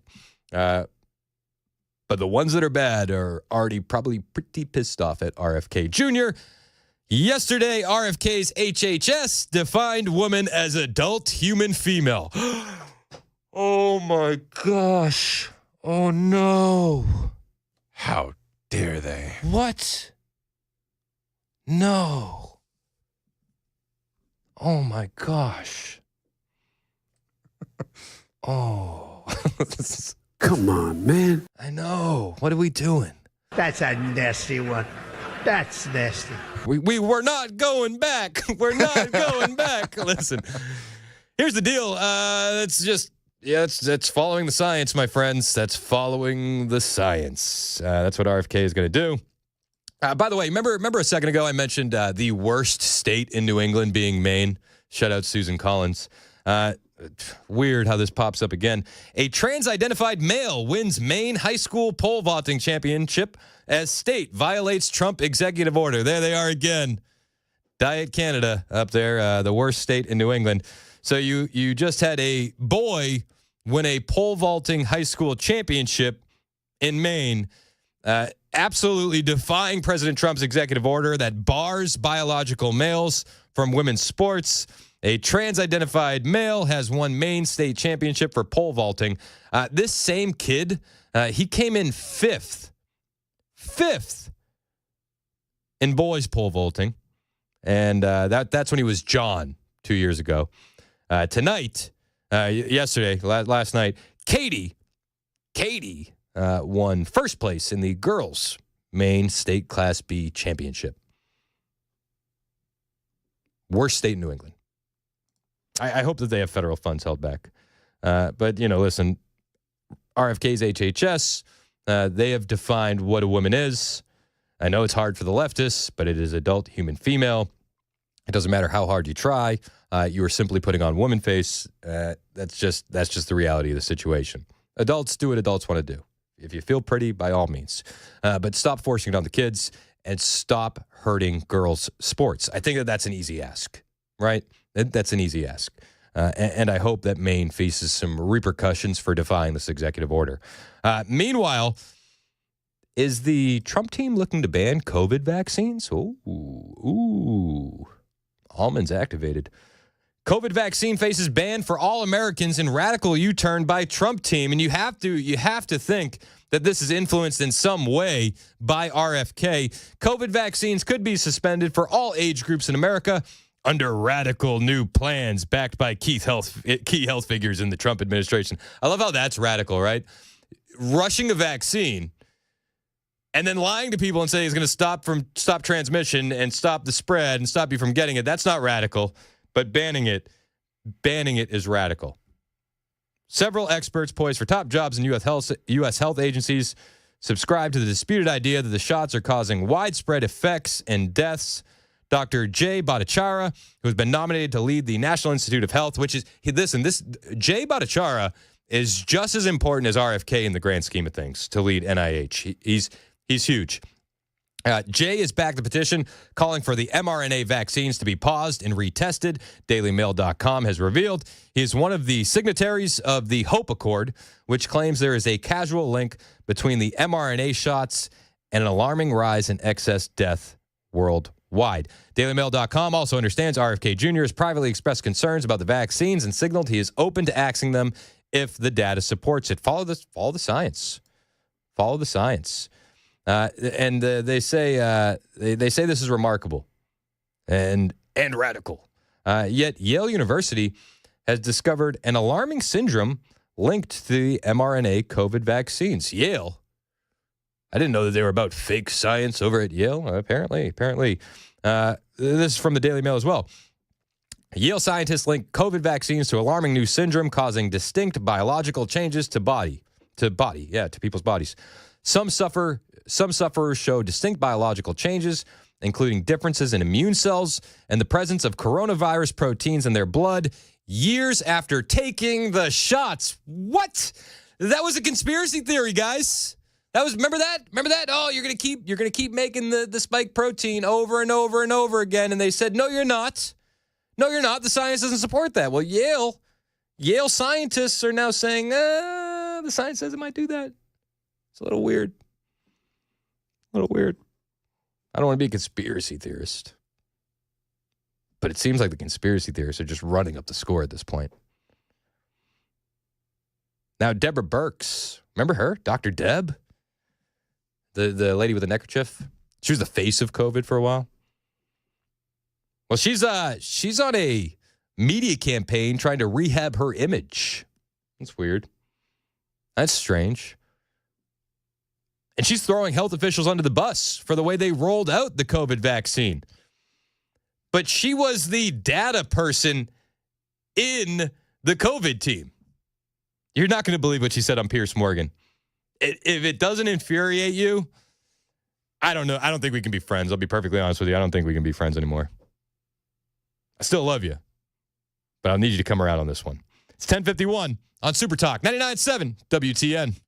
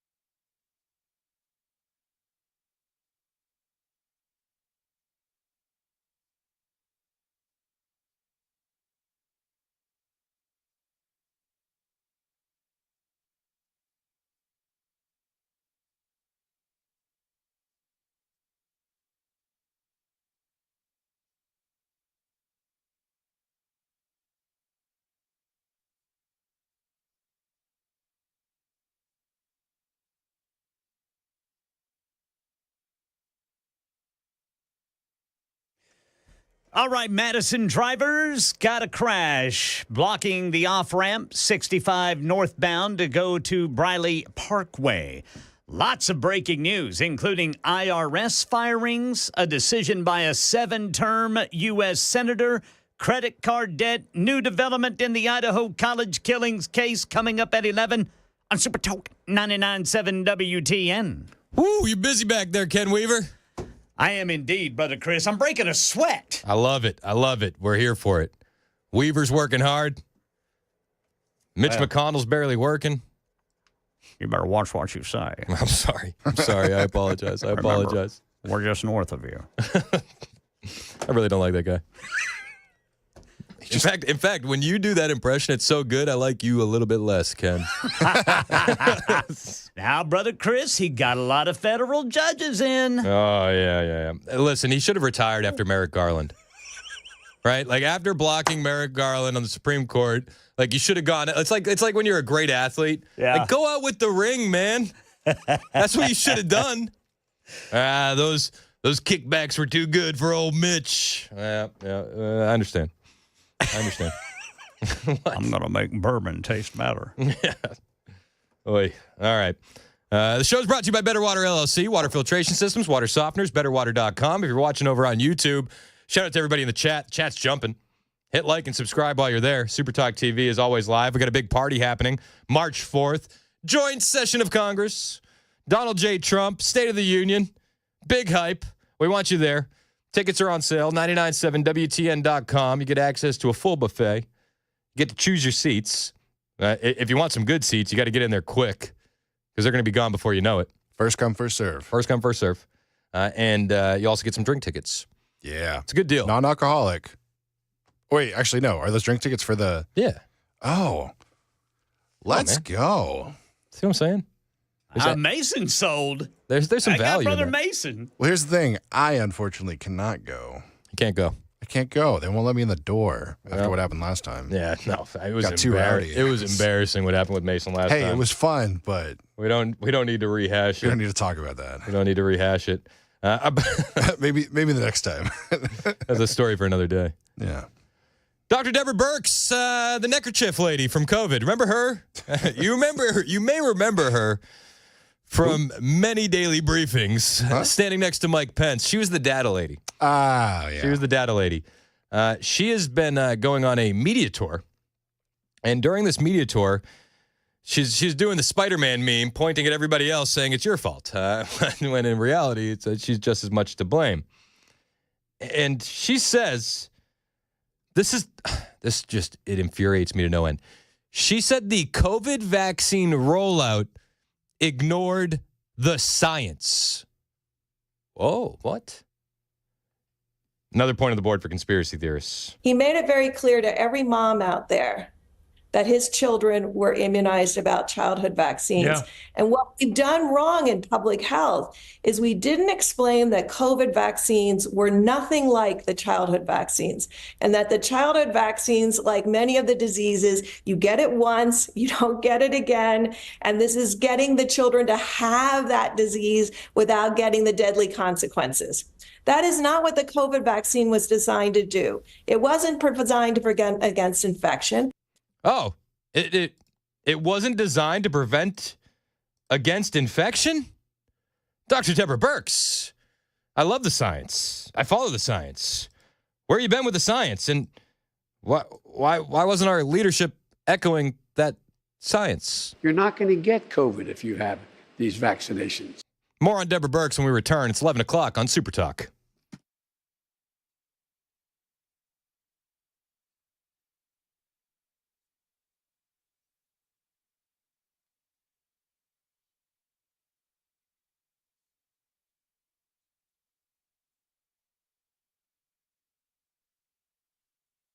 $11 o'clock on the dot. I'm Ken Weaver with your top stories. We've got the full forecast and traffic in 5 minutes.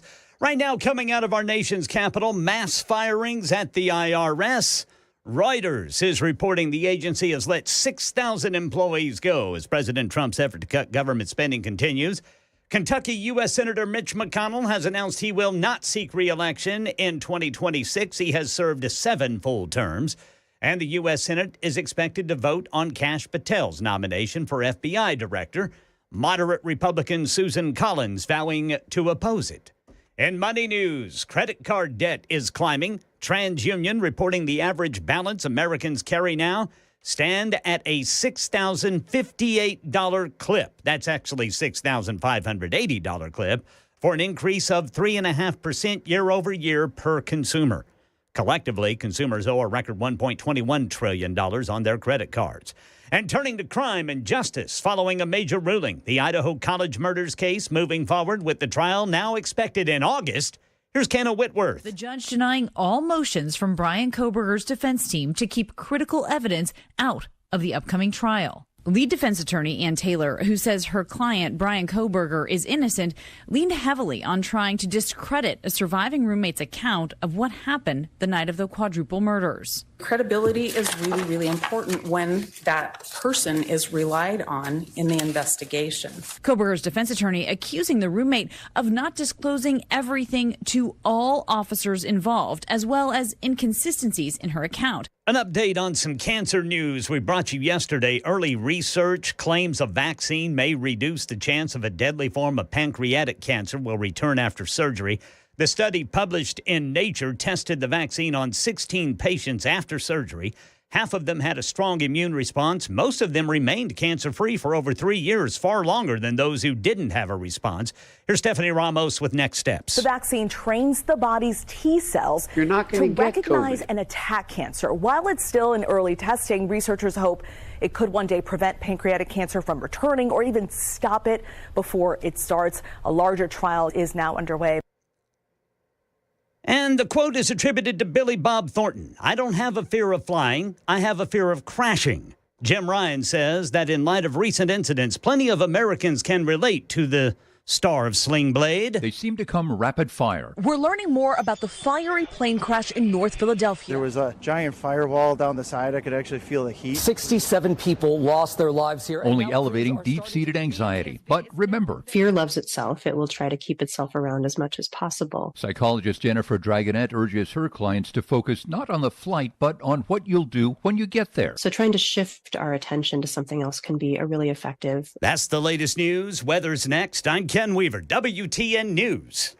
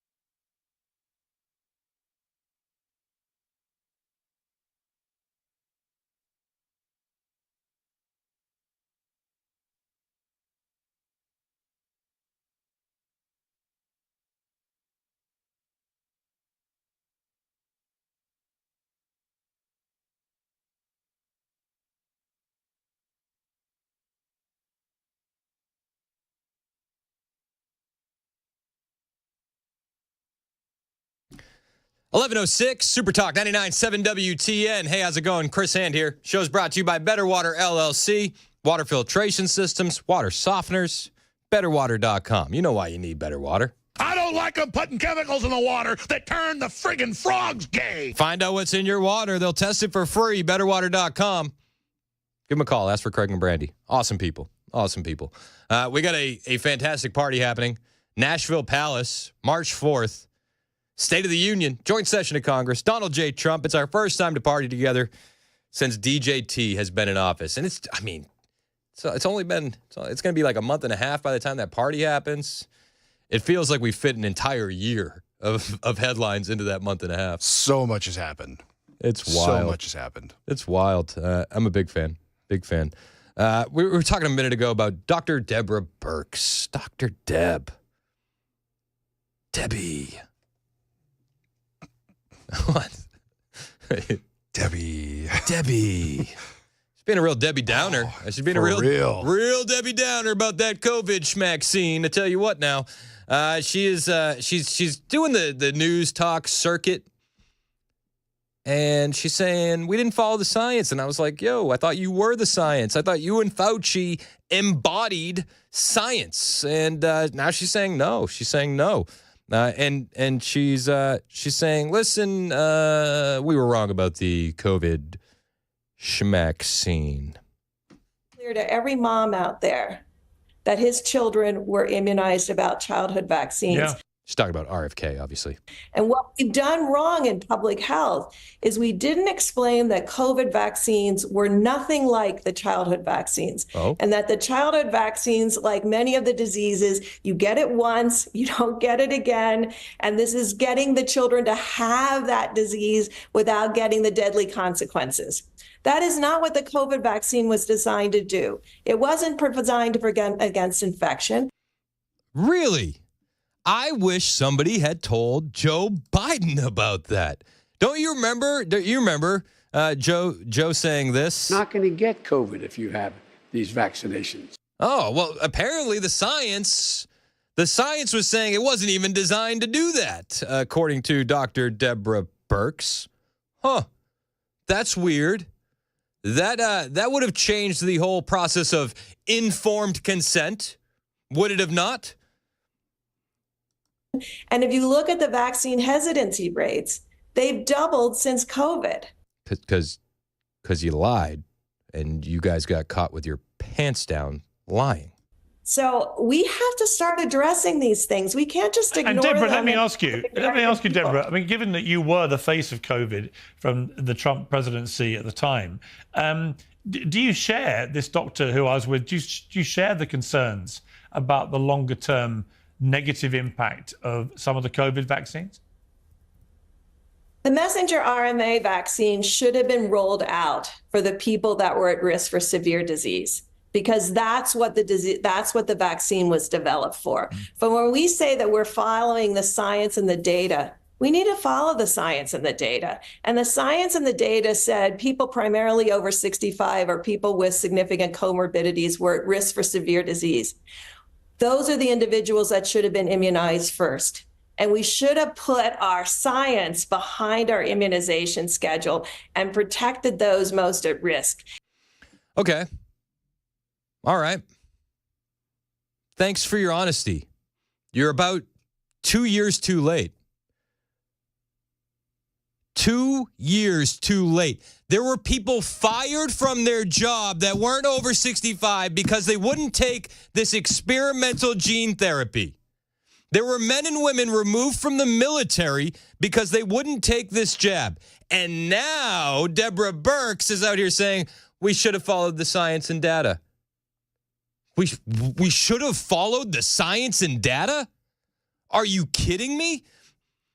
People lost their entire livelihoods over this. Families were divided over this jab. And for you to come on Piers Morgan and willy-nilly be like, no, we should have followed the science. It's like, no crap, you should have followed the science. She also dodged the question, by the way. The question was, are you nervous about what some people are saying are long-term health effects from the mRNA jab, and she just Muhammad Ali dodged that question and went all the way around it. But she admitted that she lied. She admitted that the vaccine was a sham from the start. Let's not bury the lead.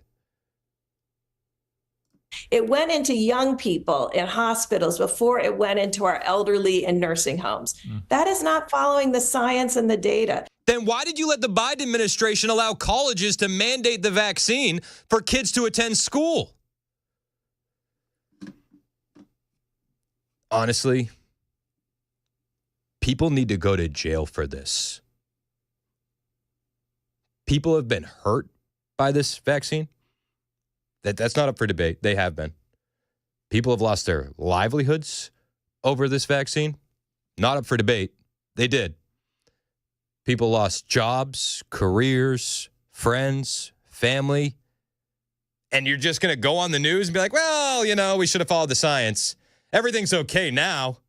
It's not. You literally shut down the entire world while you rolled out this jab. And then it's all good. It's totally fine. We saw the greatest redistribution of wealth in human history. No big deal. No big deal. We should have followed the science, she says. And at the time, you were yelling at us conspiracy theorists saying, you need to follow the science. And we said, we are. We're listening to all these doctors, and these doctors keep being deplatformed and silenced and censored and shut down and demonized and laughed at. And now you go on Piers Morgan and you say you should have followed the science. Now you go on Piers Morgan and say, well, whoopsies. Whoops. My bad. No. I demand investigations. I think people need to be held accountable for this. I think Dr. Deborah Burks would be a great start. When did you learn that the vaccine wasn't going to stop it? When did you have an inclination that that it should only be going into the elderly? Was that before or after the Biden administration mandated it? Was that before or after companies started mandating it? Was it before or after Biden threatened the entire population that if you don't get the vaccine, you're going to die? When was that? Explain the timeline a little bit more, Dr. Deb. Because I'm a little bit pissed off. I don't normally get angry, but this is infuriating. And after everything we've seen and learned, I demand some accountability. You remember this? The winter of death. Oh my gosh, the winter of death. It's going to be a winter of death. This is on whitehouse.gov. For the unvaccinated, you're looking at a winter of severe illness and death for yourselves, your families, and the hospitals you may soon overwhelm. All the fear-mongering, all the fear porn, all the lies, all the gaslighting, and now you're going to go on TV and say, whoops. No, I don't have any room for forgiveness in my heart for Dr. Deborah Burks. I don't have any room in my heart for forgiveness for Dr. Fauci. I know Christian things you're supposed to forgive. Can't do it yet. Once they're held accountable, maybe I can get there. But for this woman to have made a boatload of money, let's not front. Fauci made a boatload of money while you lost your job because you didn't want to get the jab, while you lost your small business because they shut down the entire economy. No. I'm going to have a very, very hard time forgiving that. Very hard. And then they demonized every other medication that was out there. Joe Rogan's taking horse paste. Remember that? Well, yeah, at the time, they needed emergency use authorization to get the vaccines rolled out. And if there was another suitable medicine that had already been approved, they wouldn't have got that authorization. Oh, by the way, a new study came out claiming that the 17,000, there was a study that came out during that time that 17,000 hydroxychloroquine deaths happened. It was a major anti-hydroxychloroquine study published in Biomedicine and Pharmacotherapy under Dr. Danielle Townsend's oversight. They just retracted it. They said that the data set was exposed as unreliable, if not outright fraudulent. Again, this was one of those articles that they used to say, we need emergency use authorization because nothing else is working. This article falsely estimated the deaths from hydroxychloroquine during COVID-19, relying on flawed data and referencing the deeply criticized 2020 recovery trial, despite hydroxychloroquine's centuries-long safety record. The study attacked its use, ignoring well-established pharmacology and the CDC's own acknowledgement of hydroxychloroquine as relatively well-tolerated. They demonized everything else, and they pushed something that, as Dr. Deborah Burks admitted on Piers Morgan, they knew wasn't going to stop you from getting it. And then they fired you because you didn't want it. And they shut down your business because you didn't want it. And they gaslit you. I demand some accountability. Comic Dave Smith, comedian, he's just as angry as I'm sure you are. And if you're not, I'd be curious as to why. But yeah, he says, much like I'm saying, it's time for some arrests, right? Like, can people be arrested for this? Okay, so you funded this thing, created it, had such substandard conditions that the thing gets out. You then all lie through your teeth as you're locking down the world in response to the thing that you made without ever admitting that you made it, okay? And then after all of that, you come up with this vaccine and lie through your teeth to get people to inject something into their body that they can't uninject. Yep. Knowing damn well that it doesn't work the way you're selling it as, knowingly lying about that and getting people to take this thing after you've gotten the government to shield these pharmaceutical companies from liability so that they can rake in tens of billions of dollars in profits. I'm sorry, someone needs to be prosecuted for that. Yeah, and then Dr. Deborah Burks can just go on Piers Morgan. Whoops, we should have followed the science. Right around the same time, we were demonizing you for not following the science. Whoops. Yeah, people should be held accountable. People should be arrested. I'd like to see some trials. Like, there is a level where you're like, no, we can't just move on from this. You can't just come on Piers Morgan's show and get to go, yeah, we did it all wrong. Like, what?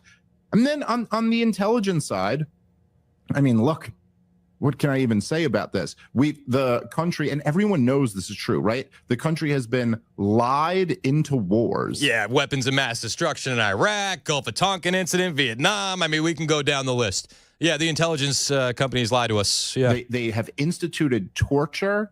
They've lied to the president of the United States. They've tried to frame the president of the United States for treason when they didn't like what he might potentially do. And they've blatantly interfered in U.S. presidential elections. Someone's got to go to jail for that. Yeah, listen, Russia collusion, Russia, a perfectly fine phone call hoax, the 51 former intelligence agents who say the laptop is Russian disinfo. Yeah, can we get some accountability? Can we get some jail? Honestly. Are you as pissed as I am? I'm pissed. I'm pissed. I try not to get pissed, but this one's hard for me, and I'm pissed. I don't think this is too unreasonable to go, okay, so, like, what's this new Trump administration really made of? We got these guys, Bobby Kennedy, Tulsi Gabbard, people who have are on record calling out these crimes for many years, who are now in charge of the health department and the intelligence agencies. Let's go. I don't think it's too much to ask for that. Like, I want these crimes to be exposed. And when these crimes are exposed, these are like amongst the gravest crimes ever committed by the U.S. government against the American people. Name a bigger crime. Name a bigger crime committed by the American government against the United States people. They funded the virus, then they funded the vaccine, then they lied about both. The entire time. The same government that I'm talking about here will throw you in a cage for decades if you were to bring a gun across state lines when you're not allowed to have it in the other state. They'll throw people in cages for decades over having the wrong plant or distributing the wrong plant. They'll throw people in jail for all types of minor infractions. This is why we have the biggest prison population in the world. Both in terms of raw numbers and percentage of population. Because our government will throw people in a cage. You break the law, you get thrown in jail. Like, okay, Well, if we're going to do that, why exactly should these people who have committed the gravest crimes against humanity, why should they not be prosecuted for this? Yeah, let's go. Again, the Trump administration is not at full strength. We need Kash Patel to get confirmed later today. But then what's holding us back at that point? Let's be perfectly honest. You cross an imaginary line with a firearm and you're in a state with different gun laws. Yeah, you're in a cage. Got some pot. Got some of the wacky tobacco. Yep, you're in a cage. You lie about vaccine rollout, and you lie about who funded the vaccine. You lie about 51 former U.S. intelligence agents. You lie about the president of the United States being a Russian asset, and then that's totally chill, like no big deal. Nah, I'm not with that either. Right to jail. Thank you. It should be. Right to jail, right away. Yeah, like we shouldn't have to wait any longer. He's got an enemies list. It's like, no. We just have a list of people we're pissed off at that committed actual crimes that need to be held accountable. And I'm here for it. I'm waiting. I'm being very patient. But I'm not going to forget it. And I don't think you should forget it either. It's 11:22 on Super Talk 99.7 WTN. Billy in the borough, I see you waiting on the line. We'll get to your call next. Plus, we got a lot more to get to. I have some more thoughts on Dr. Deborah Burks. And she's still wearing the stupid neckerchief, by the way. Obviously. Yeah. It looks dumb. It just looks dumb. Oh, it's something. Get rid of it. Sorry. I didn't mean to go off on the neckerchief, but let's be honest. It's not a cool look. You're not that guy, pal. Trust me. You're not that guy. Thank you. It's 11:23. Super Talk 99.7 WTN. Hey, Chris Hand here for my friends at Busy Bee Plumbing, Heating, and Cooling. Another freezing, frigid, cold day.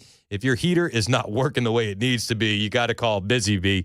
Maybe you need to replace it. If you do, they got some great winter clearance deals happening right now. Like a 14-SEER, 1.5 to 3-ton split heat pump model. They're going to get you that for just $6,997. That is to help them clear out their 2024 inventory to make room for 2025. Maybe you don't need to replace the system. I hope you don't. Busy Bee's happy if you don't need to. Maybe you just need a tune-up. Maybe you need some repairs. Well, they can help you with that as well. Join the Beehive Club membership today. Take care of those systems. When you join the Beehive Club, for just $99 per unit, you get 3 annual tune-ups, 10% off all repairs, front-of-the-line service, a $100 annual accrued replacement credit with a maximum of $1,000, no overtime or holiday fees, and exclusive Beehive member promotions. And all month long, you buy one Beehive Club membership, you get one of equal or lesser value for free. Call Busy Bee today, 615-775-7833, 615-775-7833, busybeehvac.com.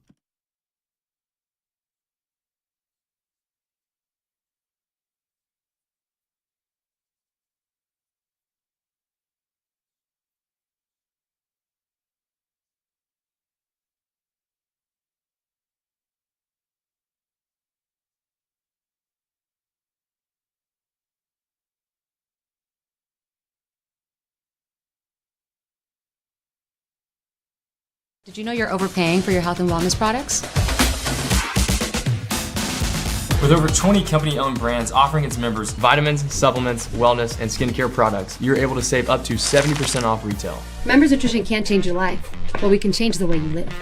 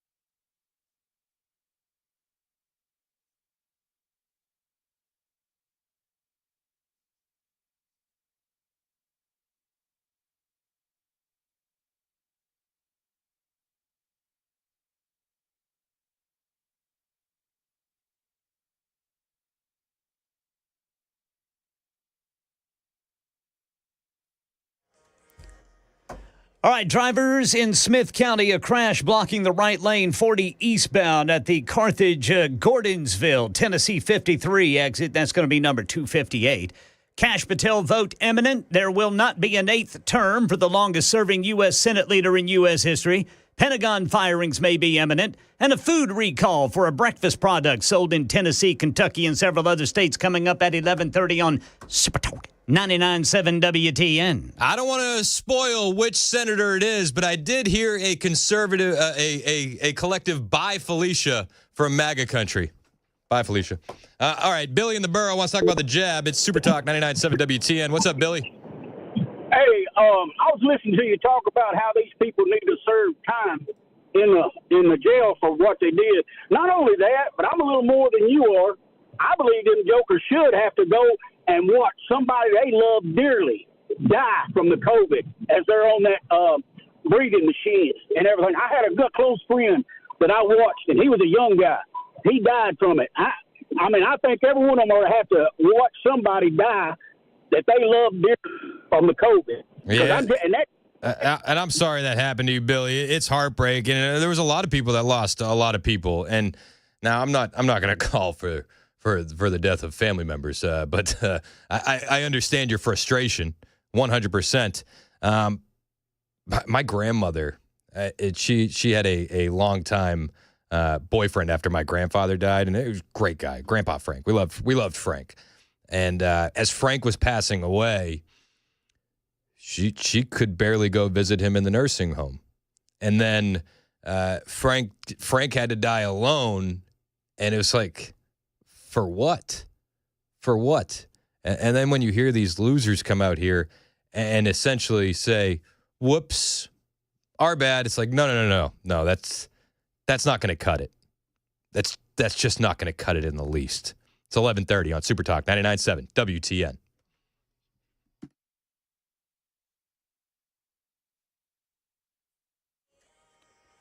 $11:30 on the dot. I'm Ken Weaver with your top stories. Full forecast coming up in 5 minutes. We're monitoring the U.S. Senate, where the vote that will either confirm or deny Kash Patel's nomination as FBI director is imminent. Republican Susan Collins has vowed to be a no vote. 7-term Kentucky U.S. Senator Mitch McConnell just made an announcement. Representing our Commonwealth has been the honor of a lifetime. I will not seek this honor an 8th time. And with that, applause from the Senate gallery and lawmakers. The 83-year-old McConnell was first elected in 1984, and he became the longest-serving Senate leader in history. ABC News says 2 U.S. officials confirmed that Defense Secretary Pete Hegseth is preparing to fire or remove a series of top generals and senior officers at the Pentagon. Reuters says the IRS has just let go 6,000 employees.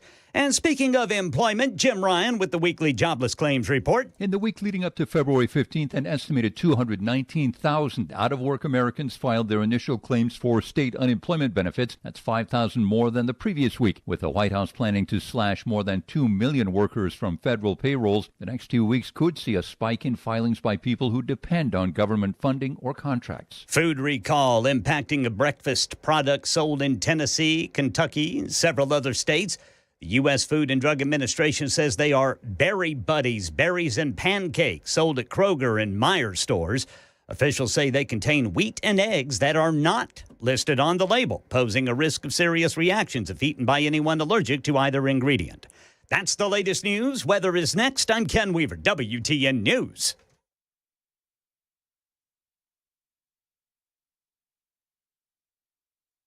Did you know you're overpaying for your health and wellness products?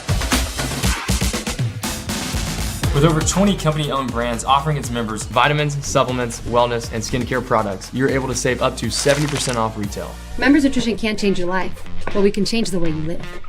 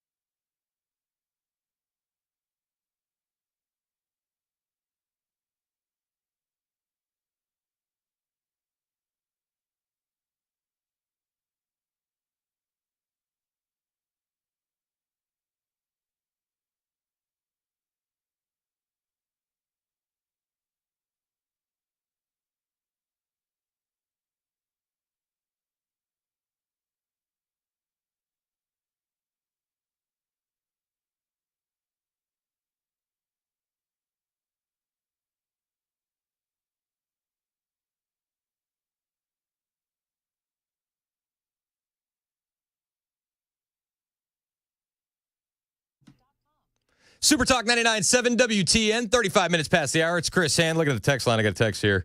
Said, hey, Chris, going to the Glock store this weekend with my wife.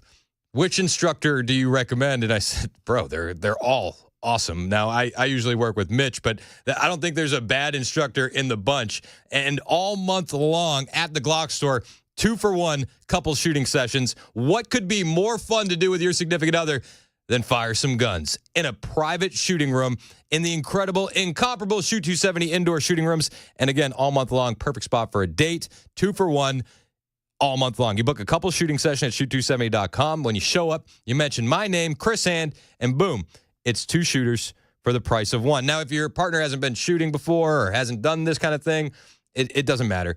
They can tailor the experience to your experience level. And no matter what level you're at, you're going to walk out more confident and better than when you walked in. That's at the Glock store, minutes from the airport, worth the drive from anywhere. Book 2 shooters for the price of 1 today, shoot270.com.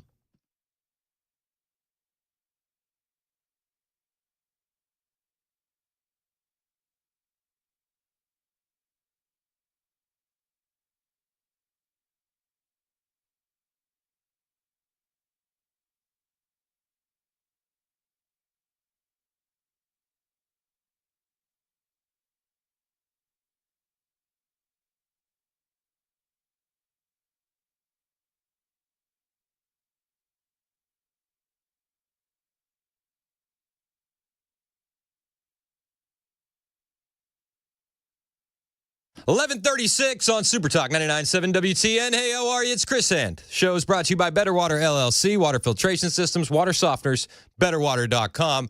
We are live basically anywhere you can listen to the show. iHeartRadio, TuneIn, 99.7 WTN. Those are the apps. You can watch us. Facebook, Twitch, Twitter, YouTube. And if you're over on YouTube, the chat be jumping, man.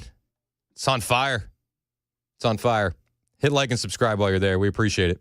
Love seeing everybody in there right now. Yep. Thank you. Also want to throw out, we're 3 likes away.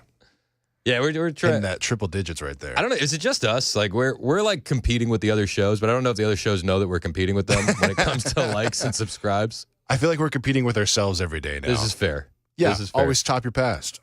But the more you like, the more you subscribe, the better food I can bring to my kids at the end of the day. So yeah, and then whatever scraps are left, he sends over to me, which is nice. You wouldn't want the kids eating bread and water all the time, would you?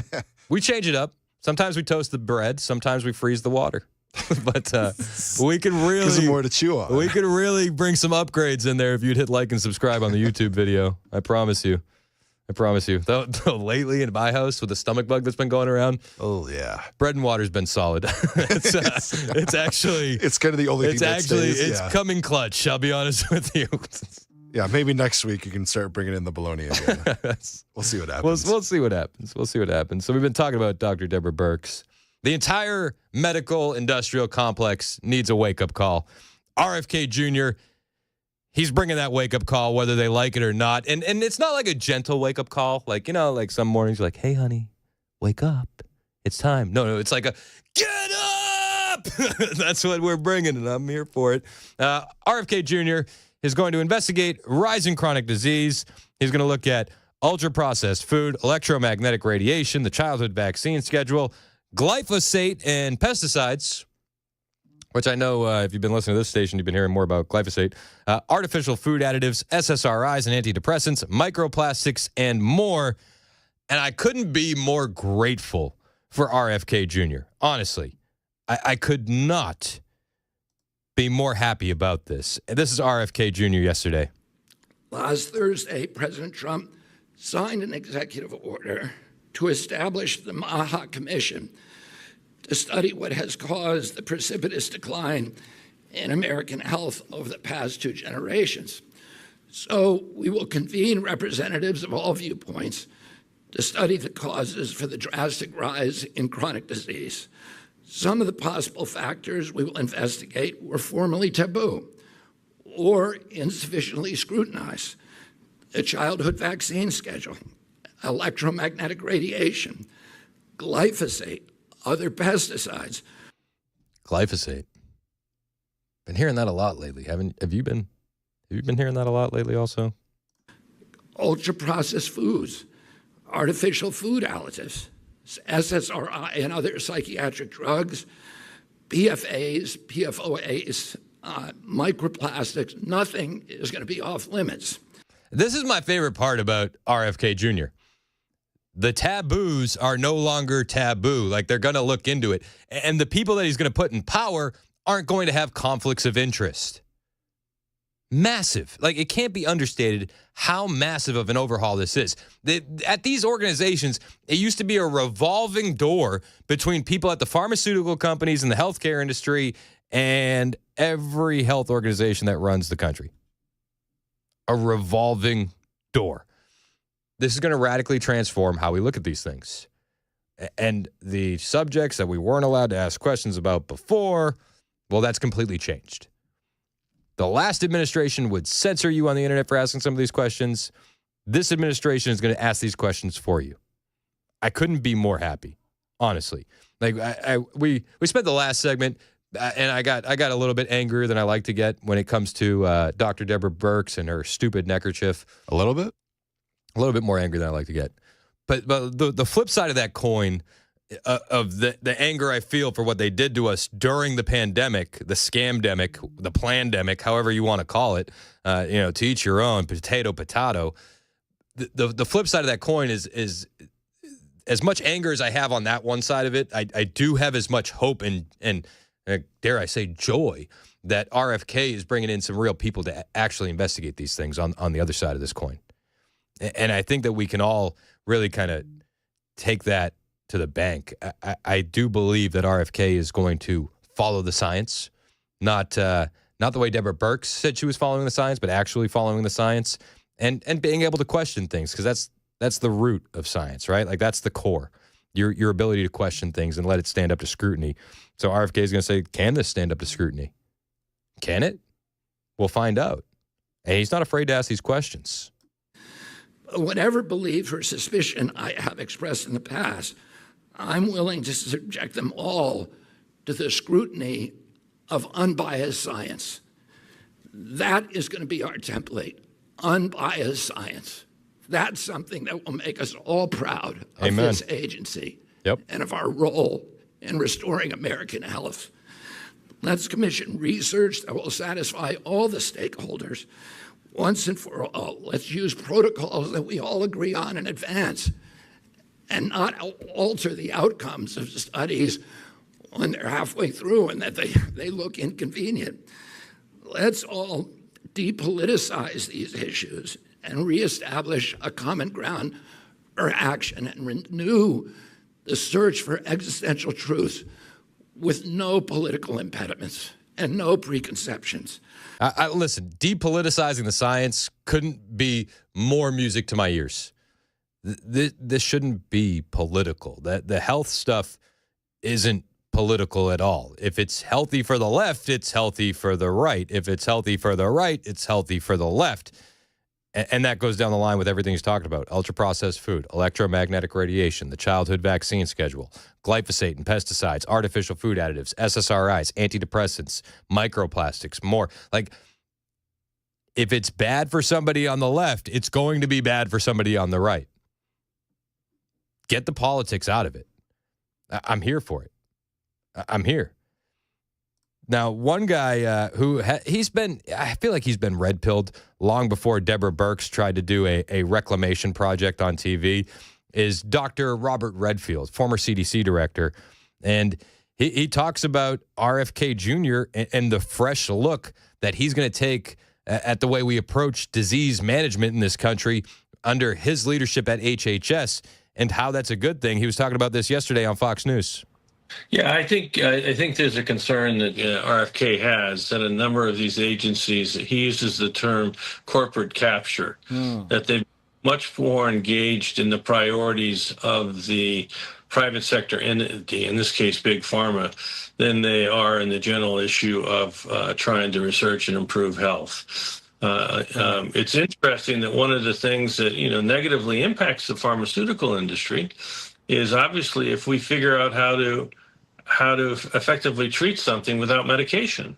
Right. It's We have a health system right now whose answers to most problems are medication, medication, medication, medication. We've seen that with, our mental health programs, et cetera. I think Kennedy is really going to be aggressive in trying to advocate that we take a fresh look at the way we approach disease management and chronic disease. And I'm here for that. Sign me right up. Especially with some of these medications that you see in the way they're advertised on TV. I hope that stops. I hope that stops immediately. One of the only countries in the world that advertise medications on TV, and it's just ridiculous. And you look at some of these new ads where they're pushing the GLP medications, the Ozempics, and it's like you got people just injecting themselves on TV in the commercial. It's like, I don't want my kids seeing people playing with needles. Like, that's ridiculous. But it's got to stop. And we do need a fresh way to look at disease. The medication, not the answer. Not the answer, especially when you look at some of the side effects in these drugs. You'll see the commercial and everybody's happy and they're dancing, and then it's like, side effects may include anal bleeding. It's like, what? What? I don't want that. I don't want that at all. It sounds awful. It sounds terrible. But that's the reality of a lot of these medications. And the reality is they make a bunch of money off of it. They make a ton of money off of it. That's why the marketing is there. RFK can change these things. And we're seeing change in a lot of places just based on the fact that he's coming in and bringing that new energy. One place I want to shout out locally in Nashville, and I've never been to this place. This is not an advertisement, but there's a restaurant called the Original Corner Pub in Green Hills, and this is just the RFK ripple effect. They just announced that they're not going to do seed oils in their fryers anymore. They're going back to beef tallow, 100% American beef tallow. And I love seeing this ripple effect from RFK. We saw the Trump effect. Now we're starting to see the RFK effect. And the Original Corner Pub in Green Hills, they're ditching the seed oils. And we're not even at full power yet. We are not. We haven't even gone Super Saiyan yet. We're not Super Saiyan. Some people will get the reference, but we're not there yet. That's it. I've been itching to play that for so long. Really just for me and Mason. Some people will get the reference. If you don't, that's okay. But the Original Corner Pub in Green Hills, we're seeing the RFK effect. No more seed oils at the Original Corner Pub. They've moved to frying all products in 100% American beef tallow. That's huge. Huge. And we saw, what was it? Steak and Shake? They're going to be switching their fryers to beef tallow as well. We're seeing this movement happen in the country, and it's completely organic. The movement is not just the food, but like the movement is real, and it goes across the political aisle.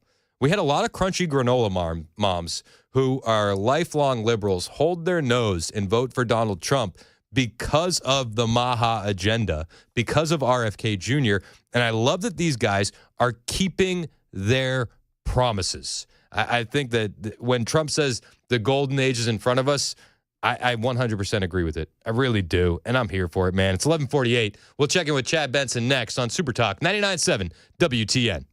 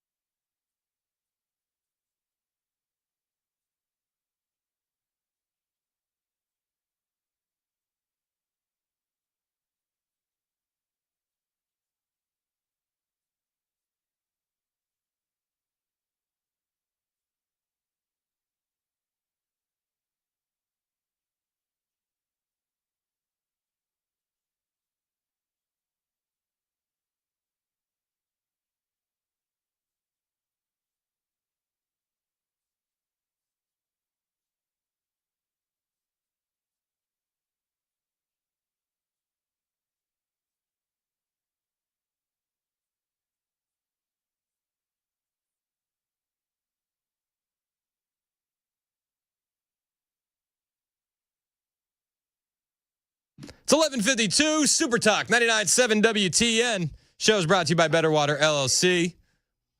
Water filtration systems, water softeners, betterwater.com. Chad Benson's in studio. Super gay frogs. Super gay frogs. These aren't your mom and dad's gay frogs. No. I don't like them putting chemicals in the water that turn the friggin' frogs gay. Betterwater.com. I don't like them turning chemicals in the water turn the frogs gay. I love it, though. You ever see the video where RFK is talking about atrazine? Yes. In the water that's actually turning the frogs gay and chemically changing the male frogs to be able to have babies. To be to be Broadway performers. Yeah. But what they did was, which was so funny, is they edited it so RFK's talking about it and it's Alex Jones just getting riled up, just in the background, just losing his mind. Because that's what he would do. And he's doing this. Turning the frogs gay. Yep. What's up, man? What are you talking about today? I talked about Zelensky being a dictator, Mark Levin's ice cold take on him being a CIA plant, that being a new theory, and I went in on Dr. Deborah Burks from her COVID. I did go in on the scarf. She does love a scarf. This just looks so dumb. Can we stop with the neckerchiefs? It's a different era because it's a silky scarf. It's an error, all right. It is an error.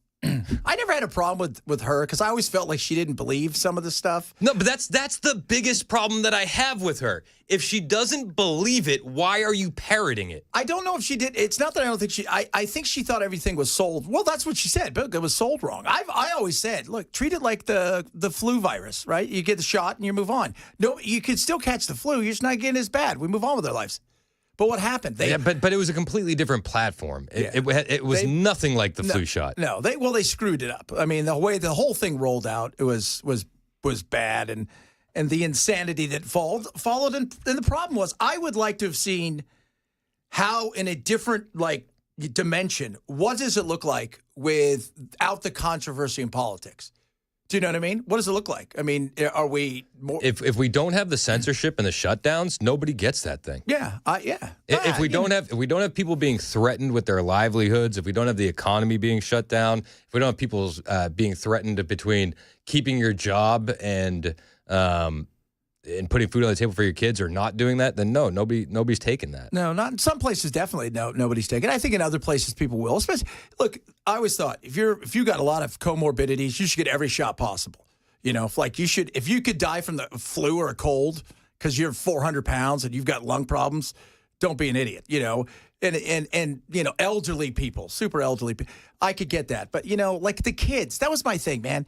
Europe let the kids go back to school after like an hour. Yeah, like, get back to school. It wasn't like Switzerland ever even shut down. No, but it's risk and reward analysis, right? Yeah, totally. And yeah, if you're older and you have those comorbidities, by all means. But she goes on Piers Morgan, and she says, "Well, we didn't follow the science and the data. We really should have rolled it out for elderly and comorbidities first." It's like, then where were you when they were mandating it? Though. But where were you when they were mandating it at colleges? Yeah, see, that was the thing, though. Well, like if you knew that, you can't come back now and say, "Whoops, my bad." Like that's not okay. That's not okay in the least bit. Well, she had a lot. There was definitely the problem, man. There was so many chiefs, not enough Indians. There was too many people who wanted to rule. And then what happened is every state got their own fiefdom, right? The Gavins of the world doing their own thing. Then you had states where I was in Arizona, where he's like, look, we're going to shut down, but you can reopen tomorrow. It was like that, you know. And then like where I lived out in the Valley of the Dirt People, we have Sheriff Mark Lamb. He's like, I'm not closing anything. I don't care what you do. It was a wild time. Yeah. And then we had where I was, we had issues too, because not only people coming over the border, but we also had the reservation was by us, and they were dying in droves though. Really? It was horrific. It was, they may have gotten it the worst out of everybody in America. Really? That's interesting. It was really, really bad what was going on there, partially because many of them don't have central heating and any of that stuff. They're inside a home. It was just really bad. They're not. And where I live, the Tohono Indians are some of the most overweight people in America, and it was horrific how bad it was. Hit hard. Big time. So, you know, but let people make their own decisions. Give them the information, though, to make their own decisions. But that's the biggest problem I have is that they didn't allow the information to get out. They didn't allow dissenting opinions to get out. And if you believe in the data that you have, well, then you welcome in the other information. You say, this is why this is wrong. But there was none of that. There was censorship and there were shutdowns. That was it. And the cure was worse than the disease, especially for the kids. I said you should have given it to the old people, the elderly, the people who are really sick, and you should give it to teachers first so you can get the kids back in school if that's what it takes. Because parents can't afford to be sitting at home all day. Yeah. And, but it became politics. It became wearing 3 or 4 masks was important for people. It's like, good God. And you knew the masks were BS when wildfires broke out in California. They said, your COVID mask won't stop you from smoke. And it's like, well, a quick Google search shows that smoke particles are bigger than the COVID virus. And you also had him going on in February, a month before the mask mandate, saying, you don't need to worry about a mask. These things can't be stopped anyways, blah, blah, blah, blah. And in reality, he was saying that, because I didn't want everybody to buy all the good masks so the people treating people would get sick. I want charges and I want accountability for some of these people. I feel like they willingly lied to the American people and they destroyed a lot of lives. And I don't think that we should just say, all right, all good. Like no, I don't think we say all good, but I don't know. Not all good. I mean, who are we going to go after? Because Fauci's he's like at 500 years old. I don't think we're going after him. You got to stand in line with the gays who are mad at him. Why not? Get him in jail. Who cares? You could, if you cross a state line with a firearm, then you could be locked up for years. But you fund a virus in a lab, and then you say, no, we didn't. Yeah. And then that to me was a bigger issue. Then it leaks out, and you say, no, it didn't. Yeah. It came from a wet market. And then you roll out this vaccine, and you say, it works. And then they go, no, we didn't. It's like, at some point, somebody needs to be criminally charged for this stuff. Yeah, but who are you going to criminally charge? And we also have to hold China accountable as well. Because, the data that was supposed to be an open source where everybody could see it. They took it down. They wouldn't let anybody see it. There's a lot of people to hold accountable, but who is going to be the fall guy that you're going to go after? Is it going to be Fauci? Probably not, even though some people would like it to be.